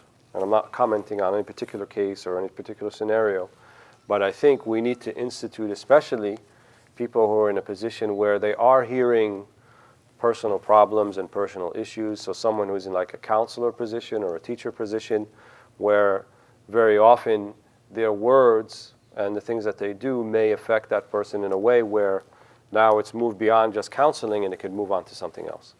So I think we have to have a clear understanding that we understand our limits and that no one is immune from making a mistake. Just because a person's a shaykh or a teacher or a counselor or anything like that doesn't mean they don't have the same temptations and the same shortcomings and failings that any other person would have. And so we should never put ourselves in a situation where we make that assumption, right? Well, it's okay, he's a shaykh. No, it's not okay. It's not okay. You follow the limits. And I think it would not be wrong, for example, for if a sister has some type of personal issue she wants to talk about and get some guidance about it, that the first option should be a woman, number one. And if a woman is not there, then number two, it should be done in a way where these things are observed. That means if they go in pairs, if it's two people who are going to ask rather than one, there shouldn't be sort of any type of text messaging or WhatsApping and those type of things where the presumption of privacy is there. To me, it's a little bit like two people alone and the shaitan is the third with them. So the shaitan is the third with them on the WhatsApp conversation or on a text message chatting back and forth. Maybe not in a physical sense that they're somewhere alone, but they feel like they're alone, right? And that's the whole idea. They should never feel like that they're alone. And the onus is on both sides. I know people, they want to go into the whole don't blame the victim and all that, but sometimes it's not always predator and victim. Sometimes it's two people who made a mistake, two people who slipped up. And how we frame it, how we look at it at the end is subject to some person's perspective. Does that mean there aren't predatory type of people out there? Definitely there are. But I don't think we should make the assumption that every single case that has gotten our attention is necessarily a predator victim type of relationship. So, we want for our brothers and sisters what we want for ourselves. So we want them to have an opportunity to recover from whatever happened in a way that there's a way to recover, that there's a path to redemption, both for both people. If it's a criminal act, however, right, if it's something that's sexual assault, then certainly the legal route has to be taken, and it has to be exhausted. If, however, whether the legal route doesn't work or there's not enough evidence or things like this, then the question becomes, do we, based upon our side of the story, make it public and expose that person or not? This is the hard question, right? This is the difficult question. Because you can have certainty about something even though other people don't have certainty about it. Like in the Sharia, for example, in the Maliki school, if you have certainty that you saw the hilal, right, you saw the new moon, but the judges didn't accept your ru'ya, you have to fast. But you have to keep it a secret at the same time, and not fast with everybody else, because your ru'ya, your sighting of the new moon wasn't accepted. But you saw it for yourself, so you have certainty in your heart. So just because you have certainty in your heart doesn't mean that you go and make it a public thing. And I know that's a very difficult and hard pill to swallow, but I think if we were to have another stance besides this, what would differentiate someone who's just making a claim, or who's making it up, or has a vendetta, versus someone who's not making a claim? There would be no way to tell the difference between the two, unless we had a recourse to a legal route, to a legal recourse. And that's why I said our opinion on justice is not limited to the dunya. That person's not getting away with it. Whether they get humiliated, exposed in this life, or humiliated, exposed in the next life, they're not getting away with it. They are going to be held accountable. Whether Allah forgives them, or whether Allah chooses to deal with them by His justice, there's still no getting away with it. It's still going to be taken into account. So I think we need to have the systems in place where this thing is limited or marginalized, or it doesn't happen. And also we have to teach both the males, right, and the females that there are certain ways to go about doing this, and there are certain protocols that should be in place, and you should not put yourself in a compromising position, or in a position where it may be seen as compromising. And on another note, I would say that when I talked earlier about qualifications and credentialing and these type of things, someone who falls into this type of thing and to the level of abuse of a sexual nature, I'm sorry, that's not a shaykh. That's an imposter. There's no way those two can go together. And it's not just a question of slipping up. They may know certain things about hadith and Quran and things like this, but they obviously don't have the tarbiyah. They did not receive the spiritual upbringing, the spiritual training and nurturing that, to commit a mistake like that. Because a mistake like that is like the ABCs of spiritual training. It's like 1 + 1 = 2. So someone who's supposed to be in the position of the math professor, you can't imagine they're going to make a mistake in simple arithmetic. So, that may be controversial to say, but for me, we have to be much, much more discerning about who we call teacher or shaykh or ustaz or any of these things, because in addition to knowing the deen, they have to implement the deen, and they have to have been looked over by others, and they have to have permission from people who are in senior positions who said this guy is okay or this woman is okay to be doing this, to be teaching this. But self-made celebrity type of shuyukh, I think it's a bane of our time right now. It's a bane of our existence. And while some good may have come of it in some places, I can see that there's going to be an avalanche of bad that's going to follow it. And it's beginning to happen now. So, Allahu A'lam. Just one thing to add to this, that some of this is also symptomatic. We're a young community, right? We're a young community. Our institutions are still weak, right? There's been a lot of conversation amongst both scholars and community leadership regarding having proper codes of ethics, and particularly around the issue of limits of authority, etc. in Muslim organizations. There's a number of these initiatives actively in place at a high level. I know in North America, regarding this, attempts to get different organizations to sign on to it, to have a clear code of conduct, just as there are in any other professional situation, and to have due diligence, right? To have due diligence at a community level, so that if someone is hired as an imam, as a Quran teacher, etc., that they have agreed contractually to uphold a certain code of conduct and ethics that they have to uphold. And as a community, we need to expect that in a positive manner. Personally, one of the things you also have to keep it in mind, a lot of you are parents, etc., that, the number of times I get asked, for example, I heard that, there's this Quran service online. I'm thinking of enrolling my daughter in it. So do you know who the Quran teacher is? I say, no, but they've got this service running. Seekers itself started. It cost us $50 to get the website up and running. Domain, we bought a template and we started. Right? Doesn't cost anything to get a website up. Now you could do it pretty much for $0 if you know how to do it. So doesn't mean that it's not, and maybe they're qualified, but what about are they a demonstrably ethical person? So be careful in your community engagements.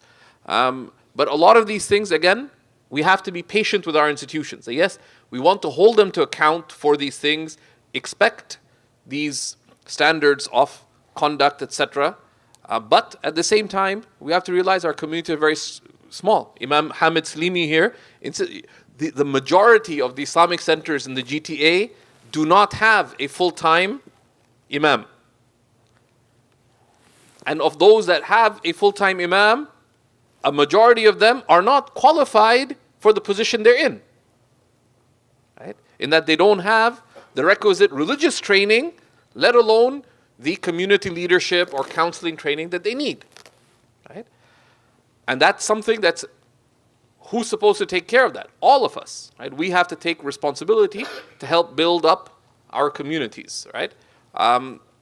And these are things that if you're involved in your local masjid, in your local community project, these are things that rather than being a critic, be a contributor. That we've seen many issues where visiting, where celebrity sheikhs or whatever situation or other problems have arisen, how can we as a community group, as an educational institute, as a charity, have a proper code of ethics in place that will address this, right? So let's address these things constructively rather than just tearing down. And also be very careful in your own lives in terms of the situations that you get yourself into or your children into. The number of times I see people have teenage daughters and they have a private Quran class on Skype with someone they don't even know who they are. 3 times a week, right? With video. Right? And whoever the Shaykh is texting them on weekly, have you done your homework, this and that? That's parental irresponsibility, right? If someone does wrong in that, they have to be taken to task. But we also need to take care of it. But it's important to realize that even with recent controversies, etc., a lot of the senior ulama have been working hard to deal with these cases. People like Imam Majid and Dr. Ingrid Mattson, Imam Zaid Shakir, Dr. Umar Farooq Abdullah, many of these leading scholars, they've been working on it. But sometimes the ulama look at the bigger picture, right? Rather than comment on every crisis, the concern of the ulama is to build, right? That this is clearly a problem. They've identified it from years. How do we put the institutional processes in place, etc., to address that, right? And we should have a good opinion as well that they're actively working on it, but we also have to do our part. So those are some things to keep in mind. So don't have a sense of despair. These are challenges that arise in any human context. There are people who fell into errors in the prophetic community, right? And it was dealt with. It was dealt with, right? But at the same time, we should never, there's people who committed zina repeatedly and were punished for it. But when And imagine, in the city of the Prophet ﷺ, the Prophet ﷺ right there, people committed zina. And they were punished publicly for it. But then when they're being spoken ill of, the Prophet ﷺ said, stop. لا تعينوا شيطانه عليه. Don't assist their devil against them. The person's struggling. We're punishing them for their struggle, but still don't speak ill of them. Right? So may Allah subhanahu wa ta'ala grant us that balance and that principled approach that Shaykh Waleed has so beautifully insisted upon today. Jazakallah khairan. So we are almost done. We are coming to a close in a few minutes, inshallah. I just have a few announcements I'd like to make because I noticed some of you came late.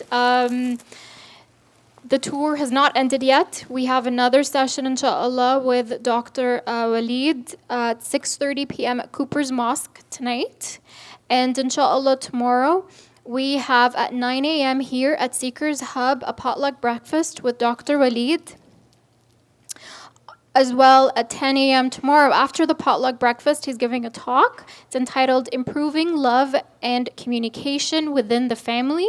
So I would urge everyone to attend, inshallah. And then at 11:30 a.m., also here at Seekers Hub, Dr. Walead will be taking part in the How to Call to Allah lesson. It's a weekly class that we have. This is the last lesson for this class. It's tomorrow.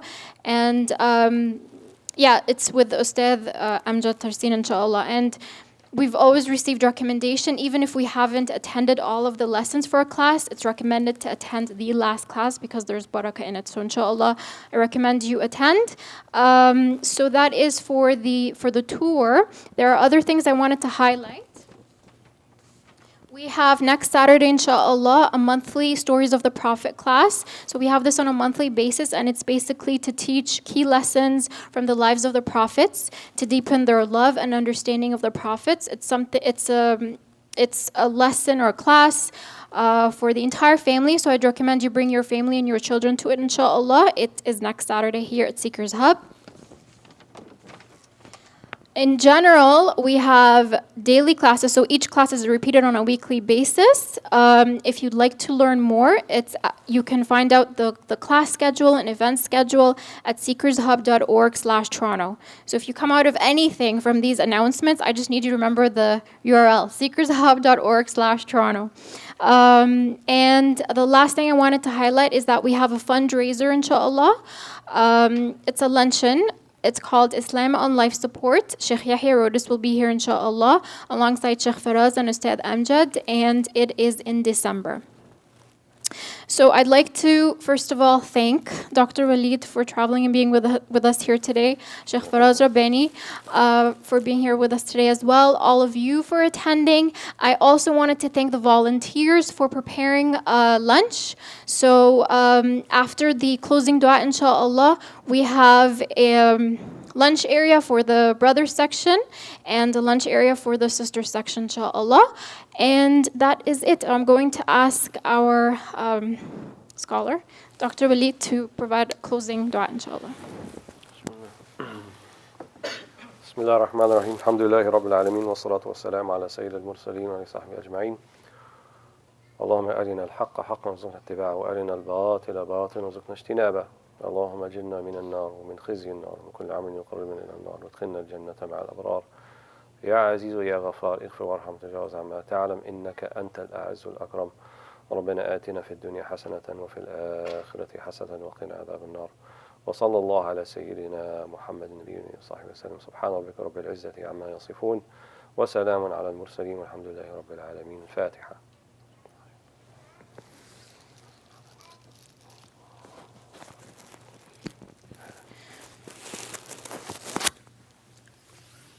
I also wanted to highlight something I forgot to mention, that we have a newsletter sign up, and this is basically to let you know whenever future tours like this happen. You'd basically get a notification. So if you'd like to sign up, we will be passing it around, inshallah, and it's also at the back. So time to eat. Jazakallah khairan, everyone. And we'll be praying right after the snacks, so don't worry, we'll be praying right after the food. Thank you so much.